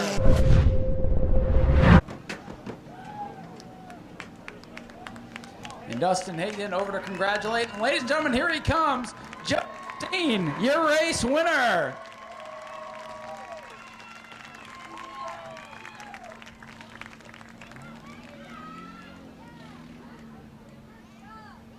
His wife's over to give him a big hug here in Victory Lane. He'll pick up a trophy here. Caleb Jones, even in defeat, over to congratulate his teammate. Joe Racine getting his trophy. Joe Racine, congratulations. You are a winner here at the New Smyrna Speedway. How does it feel? I'm speechless. That was one heck of a crazy race, man, and it just came to you. And, man, you've done it. After all the trials and tribulations, you're here. Yeah, I got to thank God for even letting me here with all my health issues. My wife for letting me do this crazy stuff every week and putting up with my emotions and everything that I know got between us, but I love her to death. Dustin for building the engine, Brandon Monroe, Caleb, Rick. I know B's not here, but all Gaither, Higdon Racing, everyone. What are you thinking coming around turn number 4, looking at the checkers? What's going through your mind? I was looking out the mirror to see how close, because I was not stepping on. I was just going to drift. I figured you probably just let off the gas and hope you make it. Normally the let-off's like right here. I let off coming out of 4. I said, I'm just going to feather it the whole way. Well, it was your slowest lap of the night, so you did perfect. Yeah. I'll take the slowest lap, and thanks to fans for sticking around. I know Mother's Day tomorrow, so happy Mother's Day to my mother-in-law. My mom, she'll be watching on Speedway video. Well, Joe, congratulations again. We'll let you get some pictures and celebrate. Ladies and gentlemen, Joe Racine, a first-time winner here in this wild and crazy Bomber A division. You see the Spectator racers getting lined up here. I see a car that looks like it should have been in the Bomber race. We're going to head over here to turn number 4. And when the cars come around, we'll let them introduce themselves and see who we've got. Spectator racing will be one-on-one match races. The winner will move on. The loser, well, try again the next 50 night. Go to patreon.com/Speedway video now. This track flags Mustangs. Dude, we're going to do a burnout here in turn number 4. That's Justin Otterhold. He already did a burnout on Speedway video eating hot chicken wings. Oh, Dale Jr.'s going to do a burnout too. Heck, he's going to do a burnout on Speedway video coming up here pretty soon. That's a hell of a burnout for that truck. He's going to have no tire left. When he doesn't win, we'll know why. But hell, he's out here to put on a show. Tell us your name and what you're driving. Justin Otterholt, got a 2006 Mustang. All right, so we have Justin here on the inside. And this thing, I mean, it just looks more and more like Dale Earnhardt Jr.'s car every time. Sir, tell us your name and what you're driving. Tyler Murphy, and I'm in the Long Bad S10. There you go. That's Tyler Murphy, and that's really nice. This is starting to feel like pinks. Justin's gonna give Tyler a head start. So we have Justin way the hell back there in turn 4. We have Tyler. Tyler, come up a little bit. Okay, right there. I'll give Tyler just a little bit more confidence. They will wait on the green flag. And when the green comes out, hey, there it is. Go, boys, go. Well, that lasted not even to the start-finish line. But here's the thing. We've seen it so many times. They'll get a good start, and then they don't make it all the way back around. So just because it looks like it's over, it's not. Hey, Joe, good job on the win. All right, I can't see them, and you guys aren't making noise. Here they come, so they survive. Come on, Tyler. Tyler's trying to catch him here in the S10. But off the corner, Justin Otterholt. Whoa, Tyler's smoking the tires. Coming to the line. That was a lot closer than it should have been. Sir, tell us your name and what you're driving. My name is Matt. I'm driving a 2011 Camaro. All right, so we have Matt in the black 2011 Camaro on the inside, and we'll see who he's up against here on the outside. Sir, tell us your name and what you're driving. So name's Warren. I got a 22 Camaro 1LE. All right, so we have Warren on the outside. It's Camaro versus Camaro as they wait on the starter. And green is out. Boy, that white one, he's got something under the hood. Warren takes off with the lead. Remember what I said. They still got to make it all around. And believe me, off turn number 2, they disappear. So if you guys get loud, I know something's going on. I hear him, so everything sounds good. And here comes Warren in the white Camaro. He's got a pretty comfortable lead. But it's never over until they make it off this corner. And it looks like Warren's going to move on easily. He'll go face Justin in the next round. But a good effort nonetheless. They've made it back safely. Sir, tell us your name and what you're driving. This is the Birdman in the Ford Interceptor. Jay Bird down here in the Ford Interceptor. Like I said, I don't want to see this guy in my mirror going home. And let's see who he's up against. Sir, what's your name and what you're driving? Dan Andrews and a POS Acura. All right, so we got a POS literally on the outside. Jay Bird versus Dan. Here we go. Let's get to safety. They'll wait for the green flag, and we'll see who makes it back in one piece.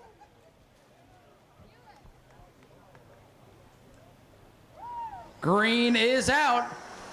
Come on, that POS has to have more in it. I mean, the Acura has to have more. Come on. Jay Bird with the lead.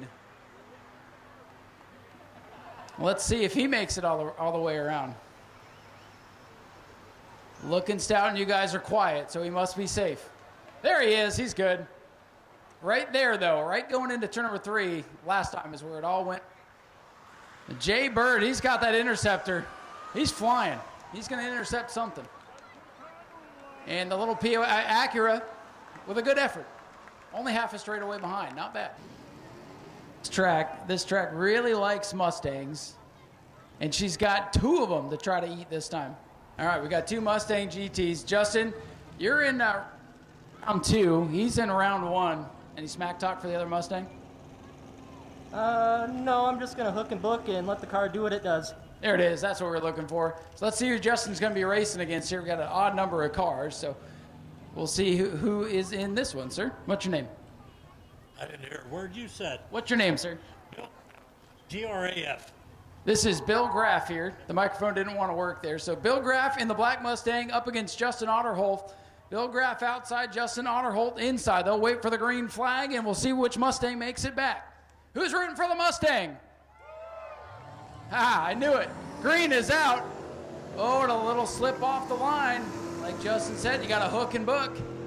Bill didn't listen.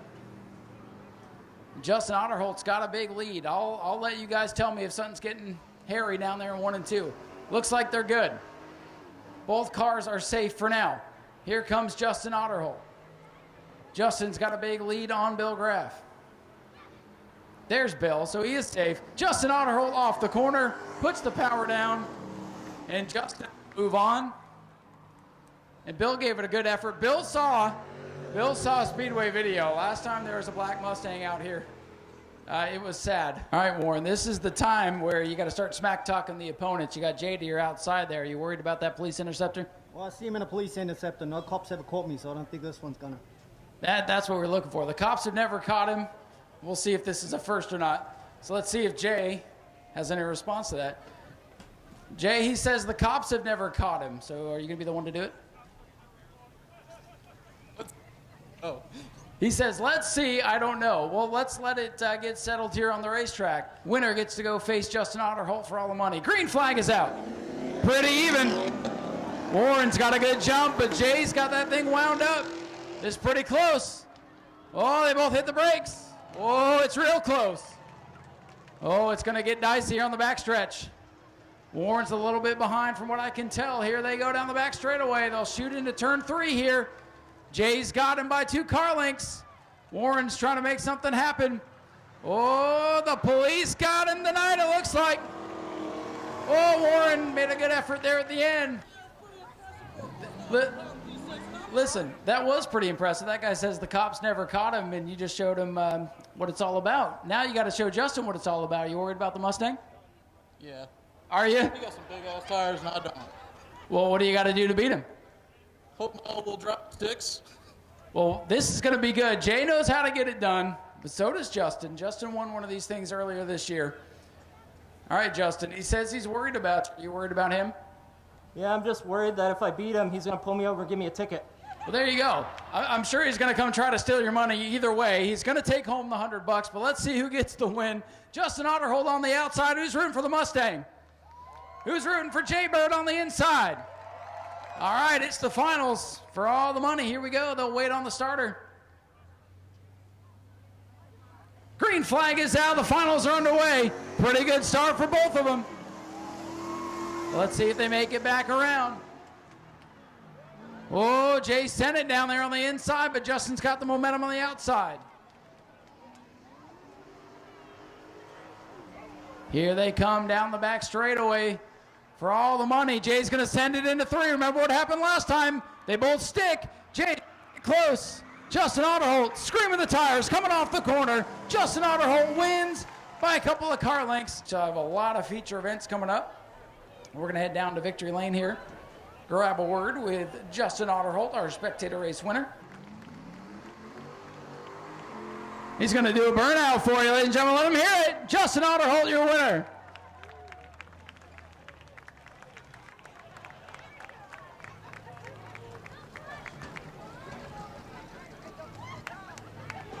And Jay's pulling up to arrest him.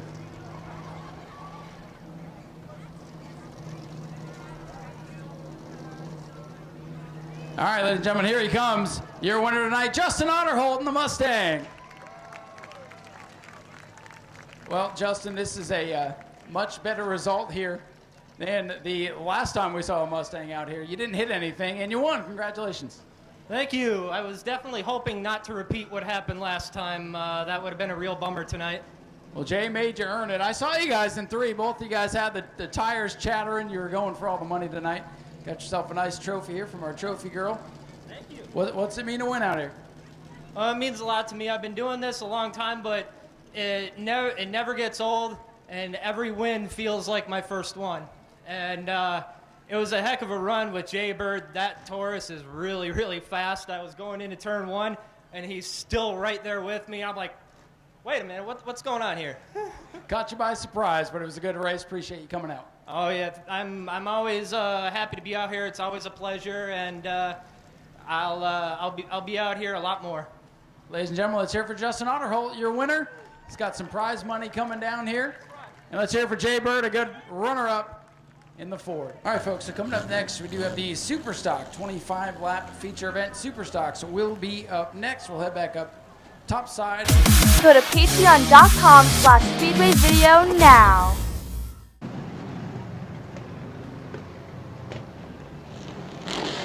All right, so the lights are down around the Speedway. Rich Clouser behind the wheel of the 5. It was Blake Clouser, his son, behind the wheel last time out. So that's why the 5 car is not at the back of the field. If Blake was driving tonight, he'd be in the back. But Rich is behind the wheel. It starts on the pole with Cody Whitley to his outside. Heat race winner Tyler Prenesti in 3rd. Green flag is up.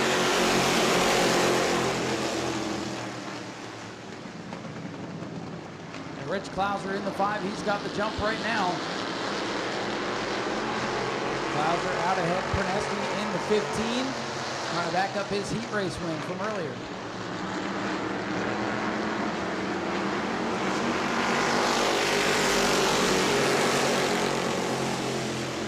Clouser to the lead by 2 car lengths. Prenesti down on the inside. Not able to get by the 56 of Whitley.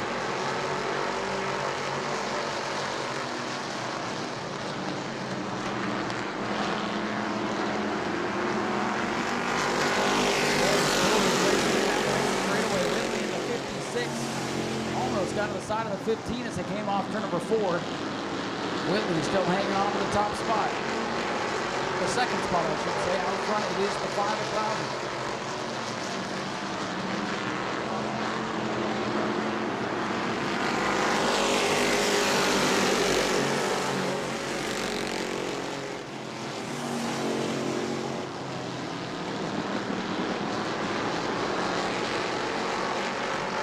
George Spears in the 23, all over the back of the 15. Prenesti, that's the battle for 3rd.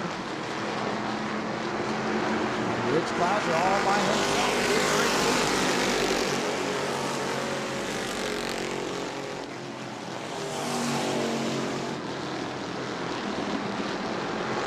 George Spears with a big run off, turn number 2 that time, got right to the back bumper of Prenesti.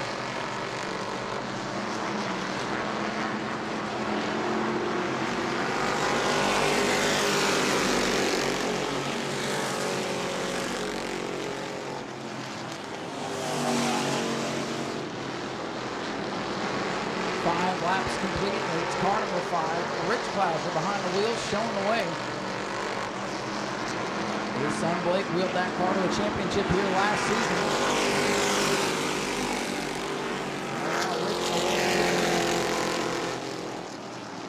Top 5 cars pretty close together right now. Gage Spears trying to make a move in a Brandon Johnson 26.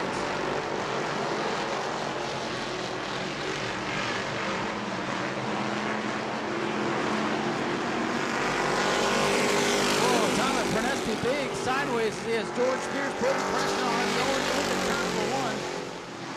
Johnson and Spears side by side in the back of the field. Prenesti and Spears up to 3rd side by side where they work for a moment. Prenesti hangs on to the spot. This time by 8 laps complete. 1st lap in the 5.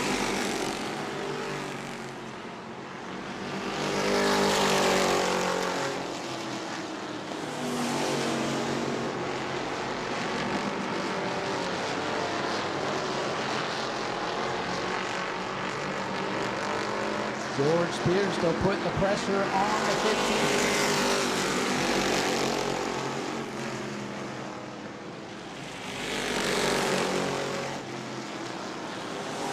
Spears not able to get by Tyler Prenesti's number 15 as of yet. Wozniak back in the 5th spot, losing touch with the leaders. Clouser continues to show the way, 10 laps complete.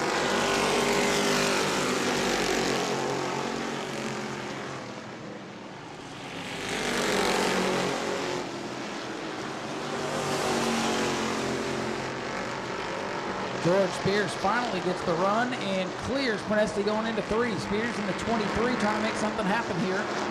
With 11 laps complete. Oh no, the 15 up in smoke. Tyler Prenesti up in smoke off turn number 4. And that's going out the tailpipes. That is not a good sign. Boy, the maiden voyage for the 15 here in 2024 up in smoke after winning the heat race. And he's not going to make it back.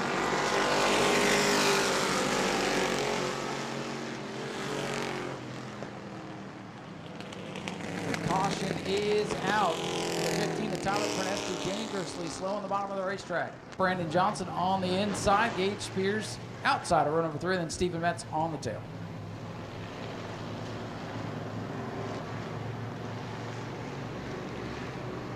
Here they come, looking for green. 11 laps complete. Green flag in the air, back underway.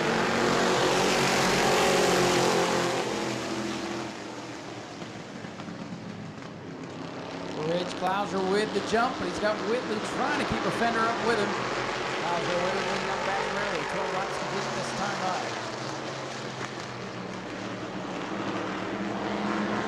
Halfway home for the Superstars.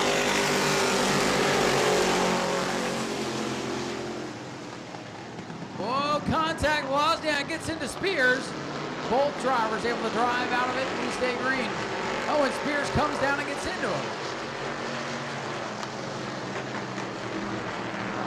Wozniak and Spears trading paint over that last lap. They almost come together again here down the straightaway. Wozniak 66. Whoa, he gets into Gage. Gage and Wozniak get together. John Wozniak and the Spears gang getting together in turn 1, 2 laps consecutively. With all that going on, the leaders drive away.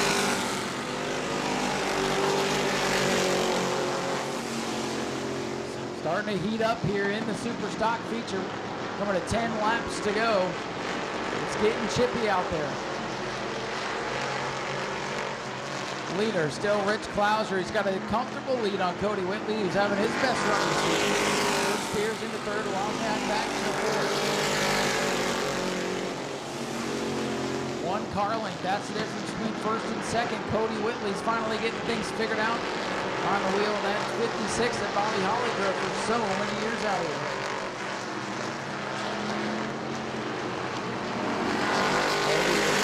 Really making Rich Clouser earn it here tonight.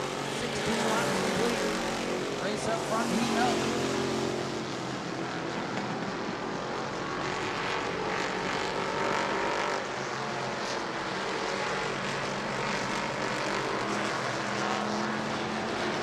Cody Whitley starting to get up on the wheel. Turns it sideways off turn number 4 and falls back a car length as they go on the 1.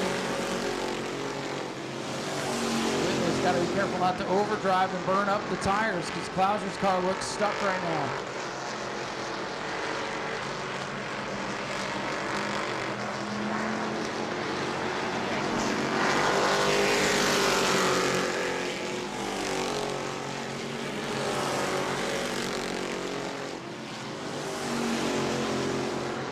Your leader is still the 5. Rich Clouser out ahead of Cody Whitley. George Spears all by himself in 3rd. Would love to see those guys start to battle so we can reel them in, but time's running out, 6 to go.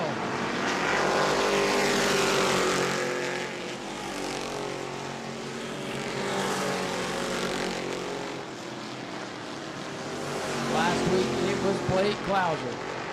Behind the wheel of that very race car. He took it to victory lane. I was saying maybe I got to get back behind the wheel and see if I can still get it done. And he's proving that he can.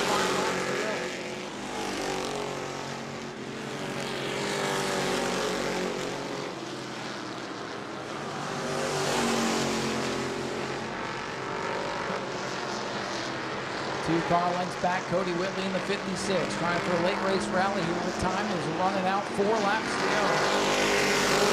Back in 3rd, John Wozniak back Brandon Johnson. Did it that last caution. He will work himself up to the top 5 behind Gage Spears and Stephen Metz.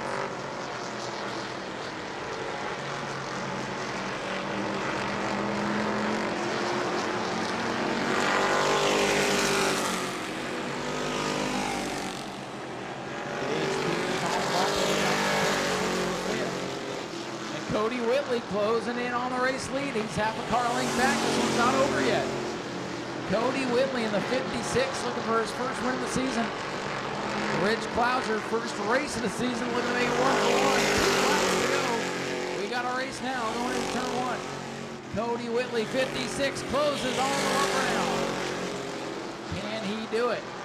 Cody Whitley trying to take one from the veteran here. Rich Clouser 5, Cody Whitley 56, 1 car length separating first and second as they come to the white flag. Drops back. That was not the corner exit Whitley needed. Oh, in trouble.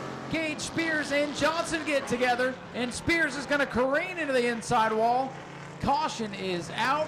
It's not over yet. Brandon Johnson and Gage Spears get together, and Gage is out of the car, and he's not happy.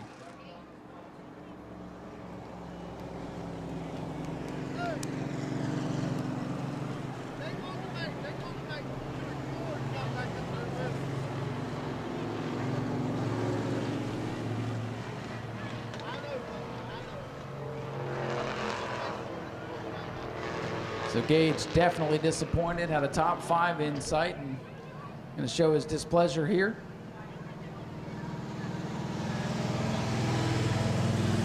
And now they're going to talk about it here. So this is going to get interesting.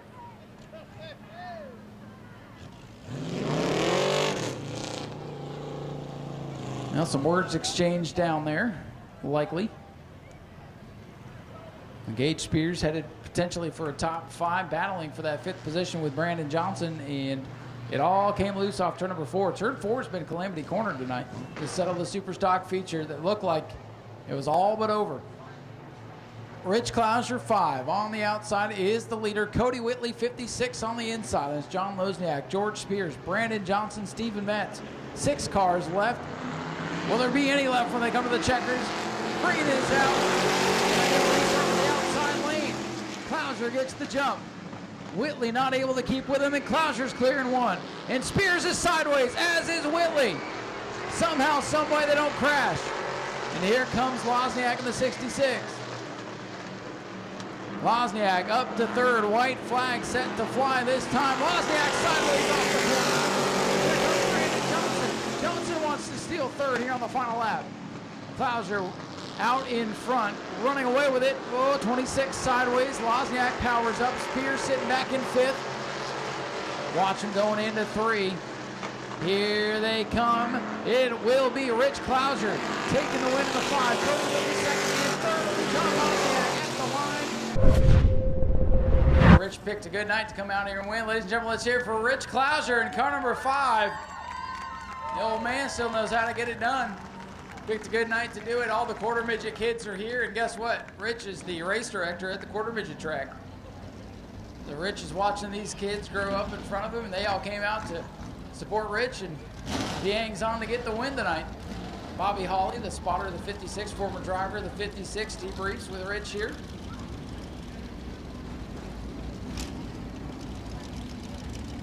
Looked like a friendly little chat there. Rich, come on over.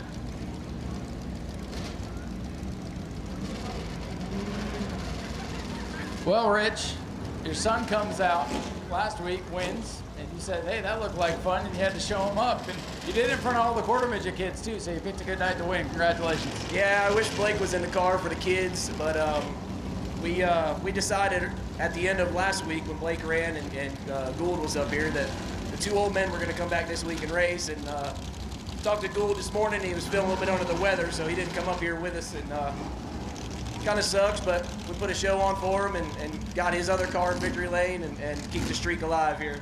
What are you thinking when the yellow comes out with half a lap to go? You gotta be going crazy behind the wheel. Yeah, it is. It's when you got a lead like that and you're in a rhythm, it's nice, and then you see the yellow and it's like, Oh my gosh, and I know the 56 was flying, and 23 is always somebody to deal with here, and he was right behind me on that restart, so just trying to be smooth and just cut good laps and hoping they screwed up, and I think they got together behind me and got me a little bit of space, so that was good. Well, you proved to everybody tonight you can still get it done. Congratulations again. Yeah, the old man can still wheel a little bit. I'd say so. Ladies and gentlemen, let's hear it for Rich Klaus, your race winner. I just want to say thanks for everybody for sticking around on this family fun night. Happy Mother's Day to all you mothers coming out on this late Saturday, Sunday morning. Happy Mother's Day to my wife, my mom, and just glad everybody's here to keep this track going. Rich, we appreciate you. Thank you so much. Rich Klauser gets it done here tonight.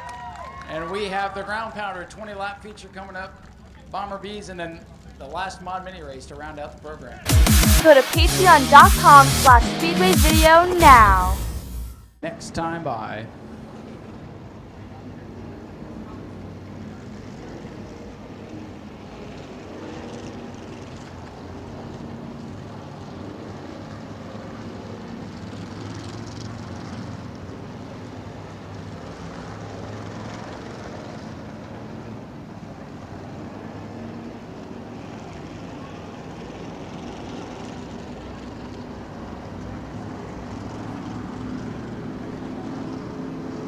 Waiting for the green. And again, these guys start off turn number 2.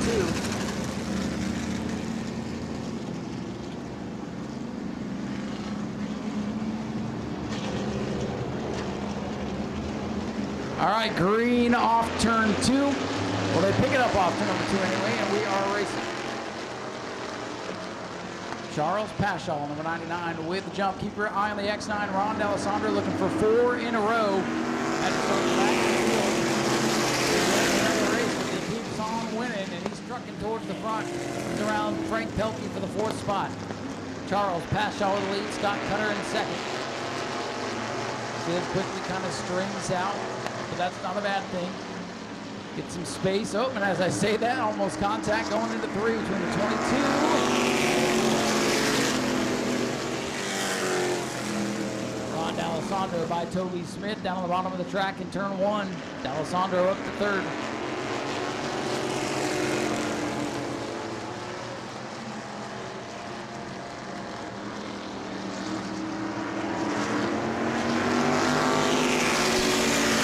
D'Alessandro getting the inside of Scott Cutter, who's got 2nd as they go into turn number 1. D'Alessandro from the back of the pack already up to 2nd, chasing down the 99 of Charles Paschal. We've seen so many times in the Ground Pounder division. They really, you can never count your chickens before they get Colin Smith set to go a lap down. Ron D'Alessandro has to change his line.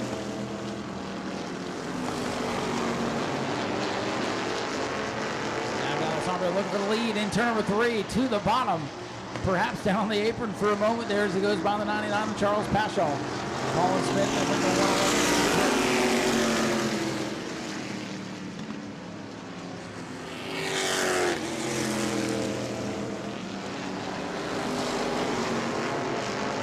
D'Alessandro and the X9 back out in front. Battle for 3rd, heating up. Toby Smith in the 44. Trying to get a spot on Scott Cutter.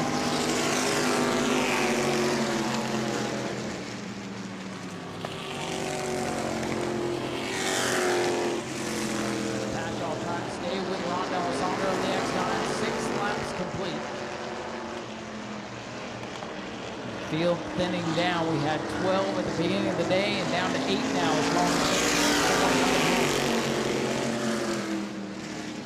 Getting Smith back out after a big wreck out here just 1 week ago. Very impressive for those guys to get that car built back up for him. Colin Smith, the youngest driver in the Ground Pounder division. And Toby Smith, whoa, close moment there off the board. Able to make the pass on Charles Paschal for 2nd.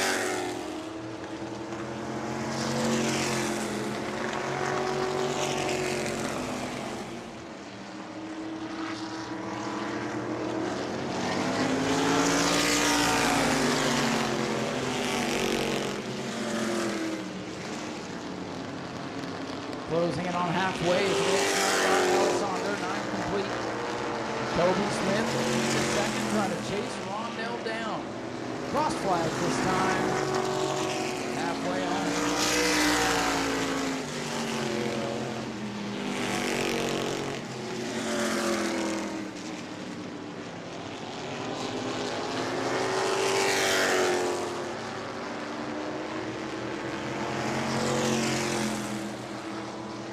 Alessandro comes by, puts another lap up on the floor. 9 to go for the X9.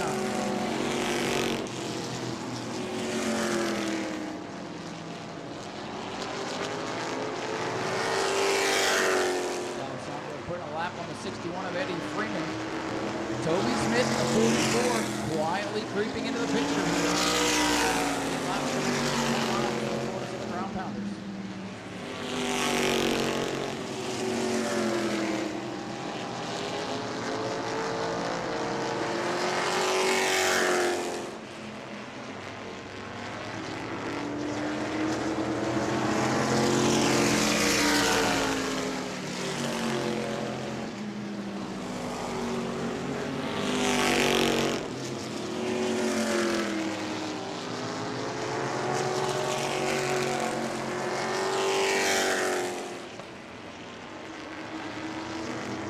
Have lapped around the Frank Pelkey 40.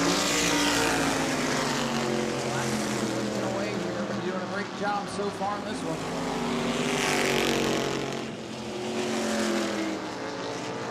On Alessandro has lapped up to 5th place. Last time we lapped is the 22 here on the straightaway.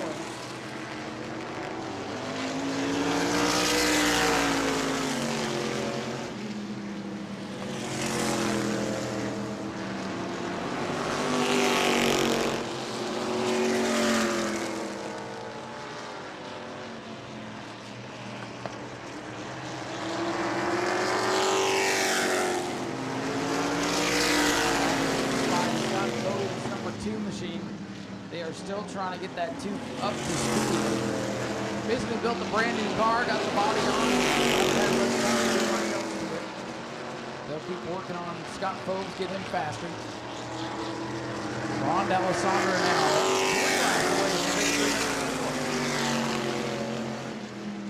See the Bomber Bees getting ready. They are up next. Alessandro closing in on the 22. Now set to go a lap down next, but Toby Smith hopes the 22 holds up the X9.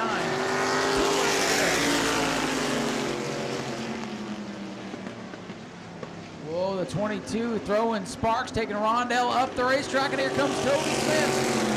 Seems like all these races, we get down the last couple laps and the battle for the lead heats up. Ron obviously tiptoed through the corner, hit the gas, and pulls away. White flag is out. Toby Smith will be there if Ron makes a mistake, but there's no more traffic. Ron D'Alessandro in the X9, final trip down the back straightaway.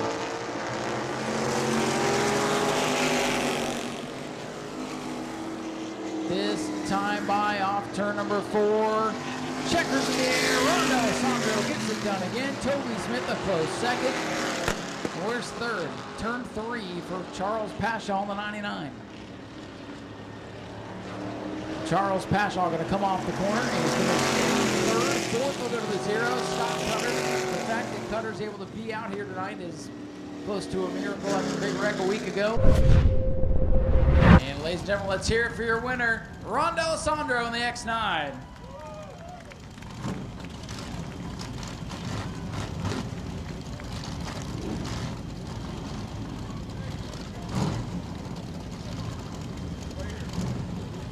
Well, Ron, congratulations, man. 4 in a row.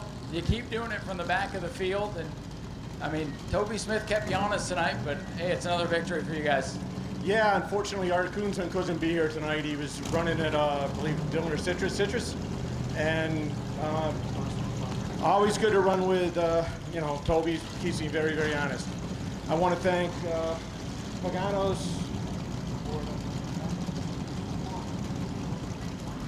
Florida Paint Supply, which I forgot the acronym. I almost called it backwards. And Chassis Crafters gives me this beautiful car, Ed and his wife Terry. I just absolutely love running here. I want to thank everybody that came out tonight. It was great having an autograph series. And want to thank the track, Rusty, Holly, Ryan, yourselves, the Racing with Ryan podcast, you know, Speedway Vision, and everything. Just loving it. On the good news tonight, the cannolis are back here in Victory Lane. What's this, 4 in a row, Ron? 4 in a row, but he still owes me one from last week. But this is Rich Pagano. I tell you, you guys want good pizza? Florida's not known for pizza, trust me. Pagano's in Daytona got the best pizza in the state, I guarantee it. And then you put a cannoli on top. Congratulations, Ron. You take the checkered, you get a cannoli. Thank you, my friend. I'll talk to you later, Ed. All right, ladies and gentlemen, Ron D'Alessandro takes the win overall in the ground pounders. Charles Pashaw, the win overall in the stock cars. And since that's a separate class, we'll let him thank his sponsors here real quick. Charles, first of all, good to see you here. This car is beautiful. I love looking at it every time we're able to get it here. Best in class here this week. Do you have anybody you'd like to thank? Let's start with Buzz Berry, Funk Racing. A lot of kudos to my cousin Jody Modine, brother-in-law, Don Allen Hamrick. They pretty much put the motor in it when I was gone. And then Chris Rasakis, been a huge help, getting it tuned, getting it right. And I'm running on a borrowed rim and a borrowed tire, so I like it. Well, that's what it takes. Takes a lot of people to make it go round, and we appreciate you coming out and putting on a show for us. Thank you very much. Ladies and gentlemen, Charles Pashaw, best in class for the stock cars and the ground pounders. Ron D'Alessandro, the overall winner. And we got the Bomber B 20-lap slobber knocker coming up next. Go to patreon.com/Speedway video now. He's got some other plans, hopefully for later on in the season. The lights are down, set for 20 laps for the Bomber Bs. The Dodge and the Chevrolet up on the front row in a field built mostly full of Fords.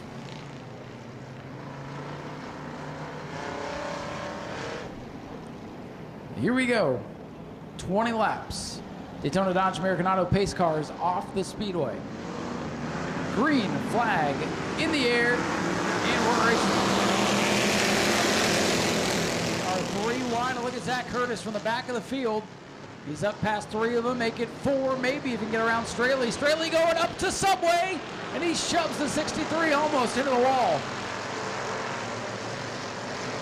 Well, the 24 was about to go out the ballpark and take Zach Curtis with him. Curtis able to get her load up. Now going to try the inside on the 24. That might go a little better. Oh, and now the 24 and 63 are rubbing doors. Big contact going into 1. Straley and Curtis. Uh-oh, Curtis is sideways. Does he have a tire going down? Some wild action on the start. Curtis making some rivals as he comes through the field tonight. Curtis looks to be good. He's always sideways. Who my kid? Tires are fine. Curtis continues on in 5th.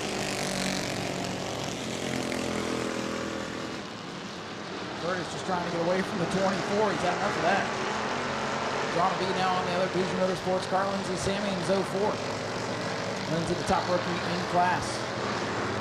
Curtis 63 working the bottom.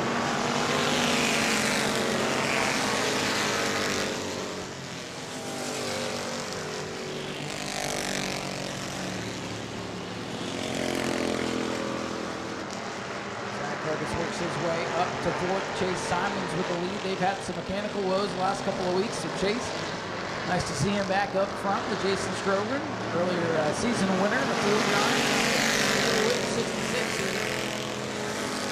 Meanwhile, trying to stay ahead of the 63 because Zach Curtis is coming.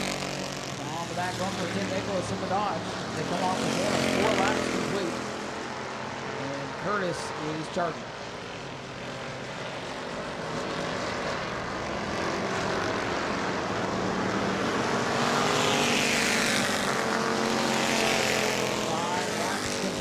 Curtis looking for a way around Tim Nicholas in the 01 so he can go join the leaders. Wheel to wheel for 3rd. Curtis on the outside. Nicholas down on the bottom. And Curtis going to set sail clear for 3rd. We'll see if he can chase down the leaders now. Simon still showing the way with 6 laps complete.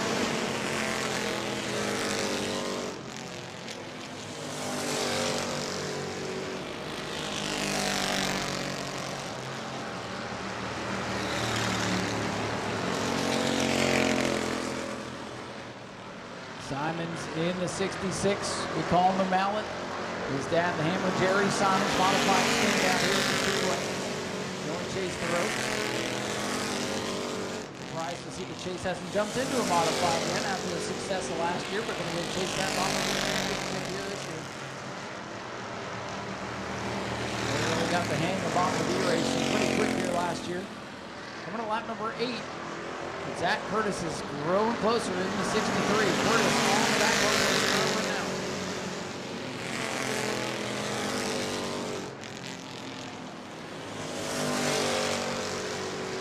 Side by side for second, Jason Strover, and all the way to the wall, off the corner. Curtis to his inside now. And Curtis down the hill and clear into second. So Curtis working his way from the back of the field. Couple of wild moments, couple of donuts on the side of that pretty machine.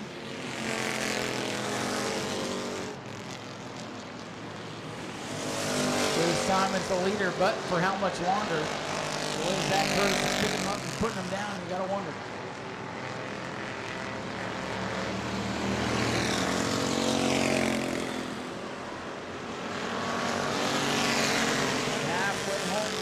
Simon's got to hold off Zach Curtis for 10 more laps. Good luck. Simon's going to make that 66 pretty wide, though, trying to keep the 63 at bay. Zach Curtis looking low for the lead already in turn number 3. Now Simon's starting to drive it. Gets a little bit sideways. Curtis looking low. Simon's not able to hold him off. Curtis still to the inside. He's to the numbers. He's past him. Zach Curtis with a slide job move in turn 1, he's got the lead.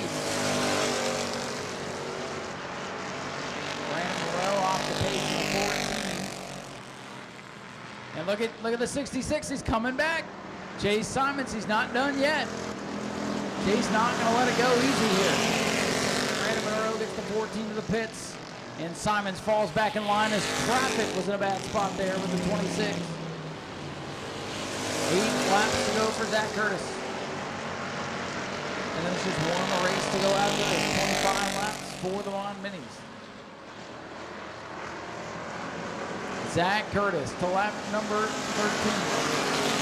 Tim Nicholas off the pace. They're starting to drop like flies here in the bottom of these features.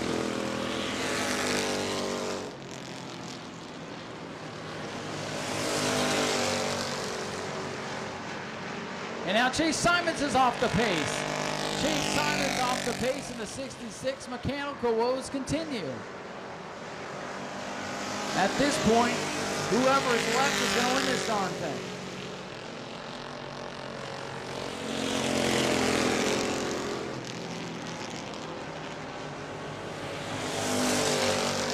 Chase Simons to the pits and out of it. 5 to go this time for Zach Curtis in the 63.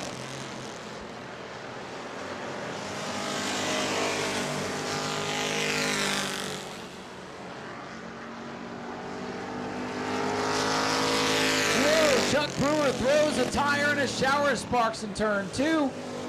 And Jason Scrover almost got the tire. But hey, Chuck was able to get to the pits. Keep him going. No, just kidding. Yellow's out.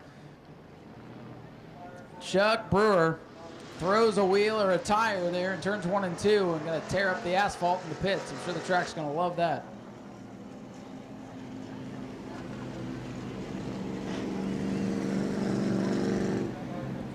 Chuck Brewer able to nurse it.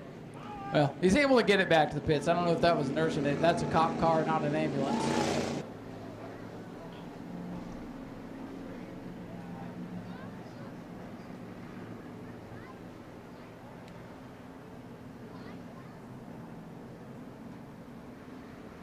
Here we go. 5 laps to settle the Bomber B main event. Curtis, your leader, outside. Scroven on the bottom. Let's see what's going to happen next here tonight. Separation between the leaders. Scroverin on the bottom. Can he slide up? Can he battle with Curtis?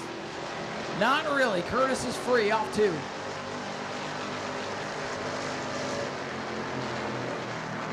This time by what's left of the field will come around. And it'll be 4 laps to go. Scrover driving the wheels off that car. Can't quite get the 63 at this point.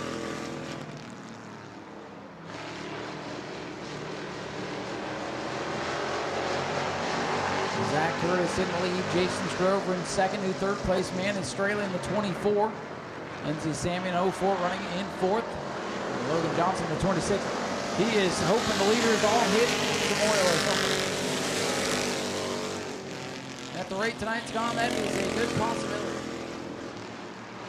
Whoa, Lindsey Samian, hang on to it. Dirt track in the 04. Samian with a big save. 3 cars left to duke it out for the lead as Lindsey Samian hangs on for dear life in turn 2. Speaking of 2 to go.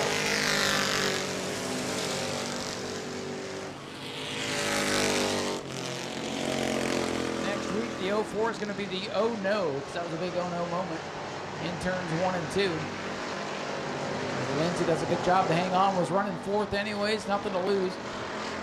White flag, ready to fly once again for Zach Curtis in the Bougie Motorsports number 63.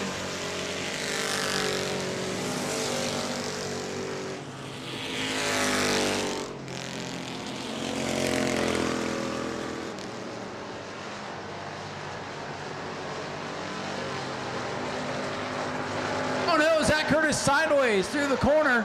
Let's see if he can hang on and win it. Oh man, he's gonna do it. Zach Curtis wins it. Strobrin in 2nd. James Straley 3rd. 04 Samian in 4th. And Logan Johnson gonna round out the top 5. Ladies and gentlemen, here he comes to make some noise for your winner, Zach Curtis in the 63.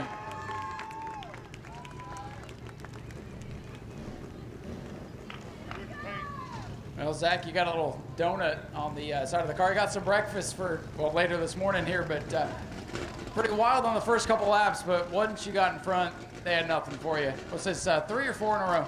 I'm not too sure.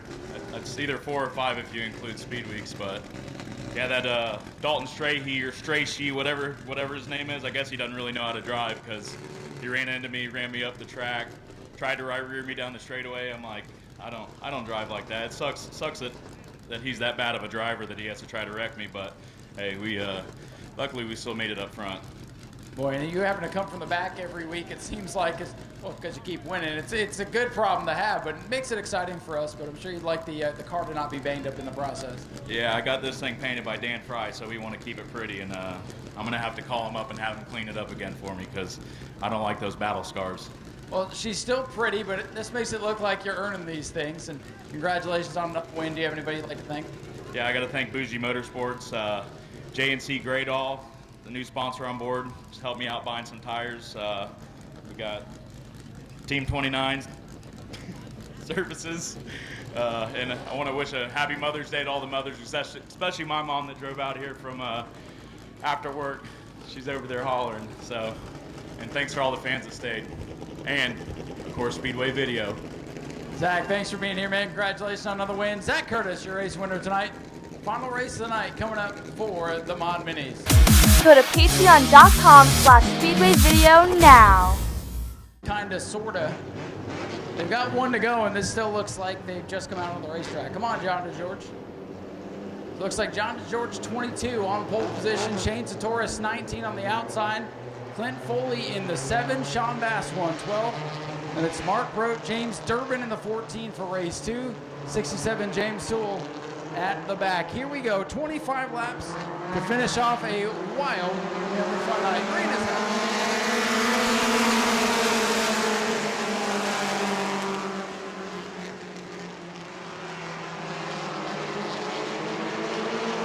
19, Shane Satoris with the lead, and here comes Sean Bass in the 112.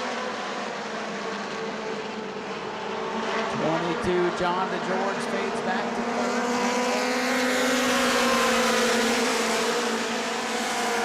Satoris leads, but for how much longer? Sean Bass putting the pressure on. Shane Satoris going to try to make that machine wide. Bass going to peek to the outside here in turn 3. Shane Satoris in the 19, trying to keep Sean Bass in the into turn 1. Here comes Sean Bass looking for 2 wins on the night.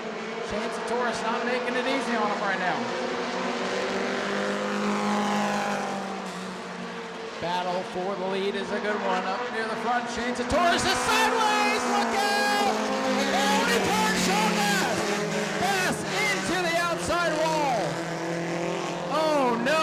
fastest car in the house into the outside wall. He didn't hit it a ton, but there's some damage for sure.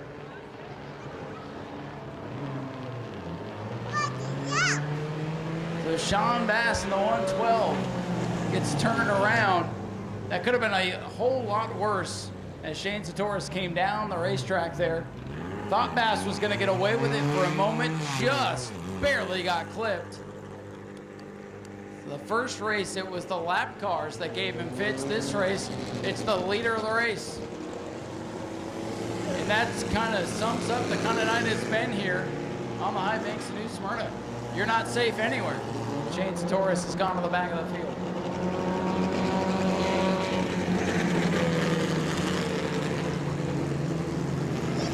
And I believe, yes, Shane Satoris, I just saw it there, tapping the roof of his car. So we do have a rule in effect. It's the tap out rule. If you spin somebody out and you admit that, hey, that was my bad, show the sportsmanship, that driver gets their spot back. So Sean Bass gonna escape with that one. All right, the lights are down on the pace car, and I can't promise they're gonna get anything figured out at this point. So the 67 and 6, and putting the pieces together, they've elected the back. 14, I guess, has two. Shane Satoris gets to move up. John DeGeorge on the bottom. Sean Bass on the outside. Green flag back in the air.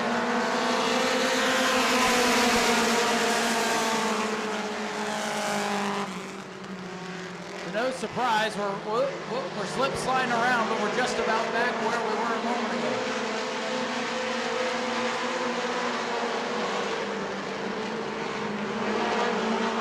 Sean Bass with the damage to the rear of the car.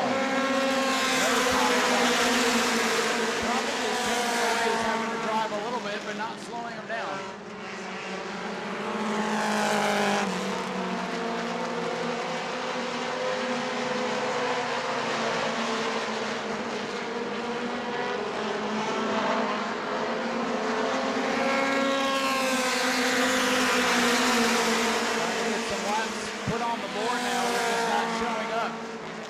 Clint Foley's sideways into turn one, but he hangs on to it. Out in front, Sean Bass looking to win 2 for 2. Hudson Boulder did it last week in the Pro 8. Sean Bass looking to do it tonight. John DeGeorge slow in the front straightaway. John DeGeorge in the 22, creeping down the front straightaway. We'll keep our eye on him, see if he can get off the speedway. Sean Bass catching the 67. Newcomer there, James. John DeGeorge gets the 22 car to pit road.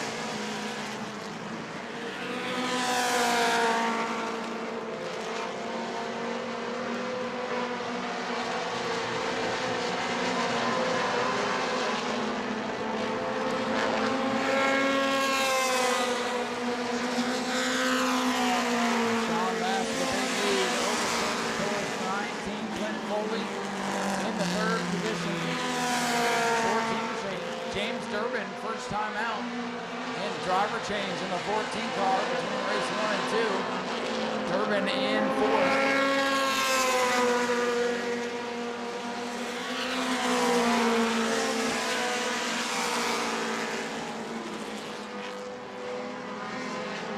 Big lead for Sean Bass.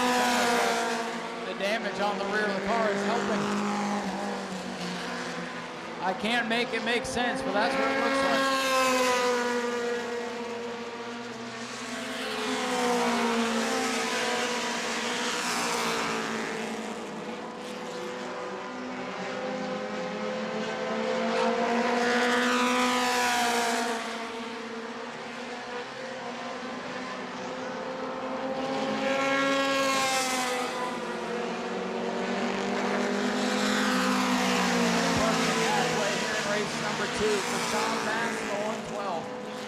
Got a commanding lead at this point. He just doesn't want to see another yellow flag, and he really doesn't want it to be him again.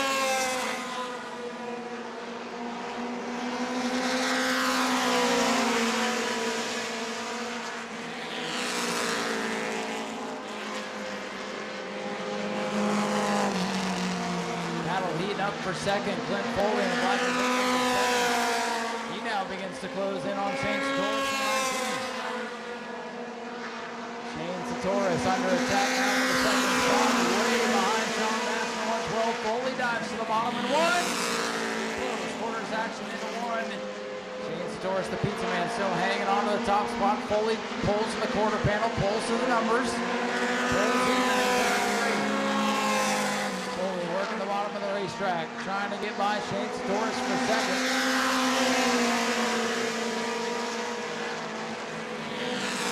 Shane Foley down on the bottom of the racetrack.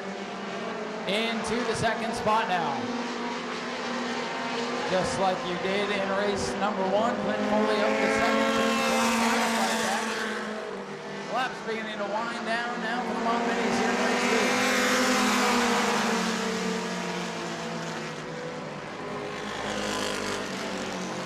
And now the 14, James Durbin. That's the fourth place car. His car didn't sound good as it came across the stripe. 16 laps complete. Now the Mod Minis are dropping like flies. James Sewell out there in the 67. We know that car is pieced together with several different parts and pieces. He's going to end up probably with a top 5 run for his troubles tonight.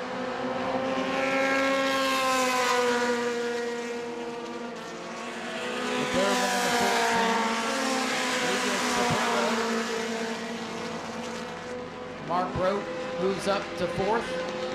And 67 will eventually here move up to 5th. Sean Bass leading, 18 laps complete.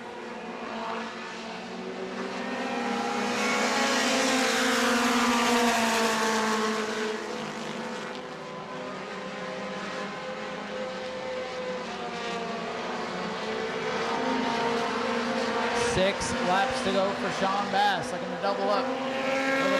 Triple Crown. He was the fast qualifier. Won race one. Now on race number two.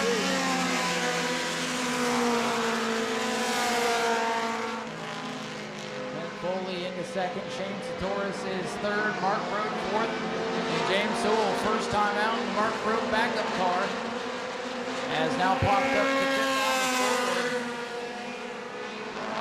Slow and steady tonight has not been bad. Cars that are normally off the pace end up to do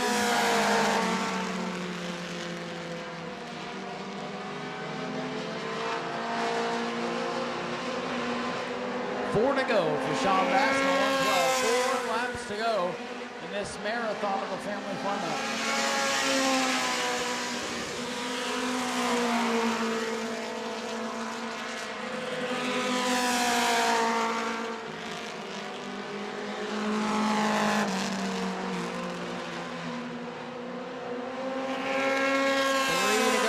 Sean Bass in the 112.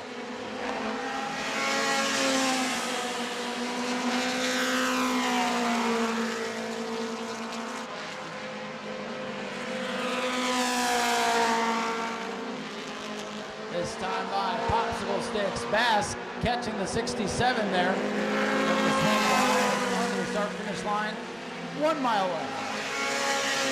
Foley comfortably in second. Shane Satoris back in third.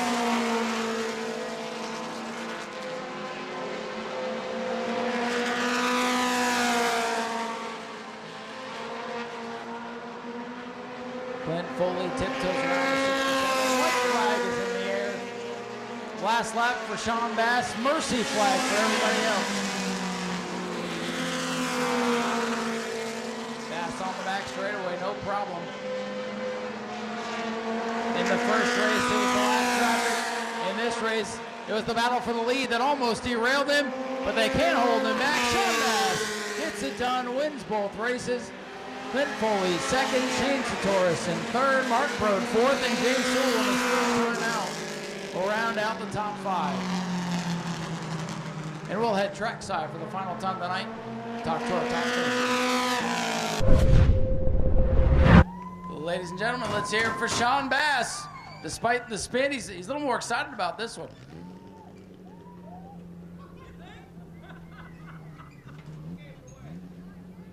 A little bit of damage. He's checking it out here, and we'll hear from him. Well, Sean, in the first race, it was lap traffic that gave you fits. In the second race, it was the leaders. So this was just your night to have to deal with everybody else's stuff, but they're still dealing with you because you're in victory lane. Little damage on the car, but it's amazing that you're here after the heck of a ride you went on. Yeah, it's unfortunate they don't sell talent in a bottle. But I mean, it happens. It's part of racing. All it did was piss me off behind the wheel, and you know, people like to say things about this team and how hard Ted and Tim work and how fast this car is.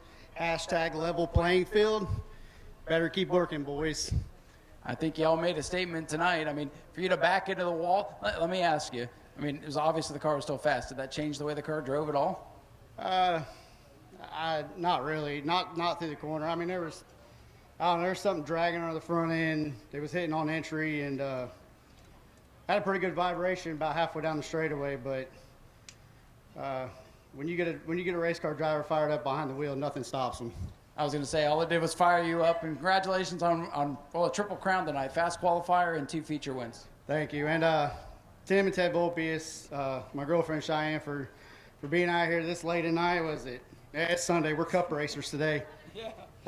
Happy Mother's Day to all the moms out there. My grandparents for being down here, my mom, my dad for being on the spotter stand again. We'll get her fixed up and come back in a couple weeks, I guess. I have a feeling it'll be even faster. Congratulations, Sean. Thank you. Sean Bass, your winner tonight. Very wild night. Thank you to you guys on the fence here, sticking it out to the very end of this thing. You got 2 nights of racing for $5. Find that value anywhere else, you won't. You know, our goal is to give the customer what they want, when they want it, at the price they want to pay, and then follow it up with just the absolute best customer service. You can find the same part at 100 different places, but if you find it for less, we're going to match it, and we're going to guarantee it. We're going to ship the product same day. We are all about the customer, period. And when you have a question, the associate you're talking to, he's got a car in his garage that he's working on. So when you're talking to Jags, you're talking right to the shop.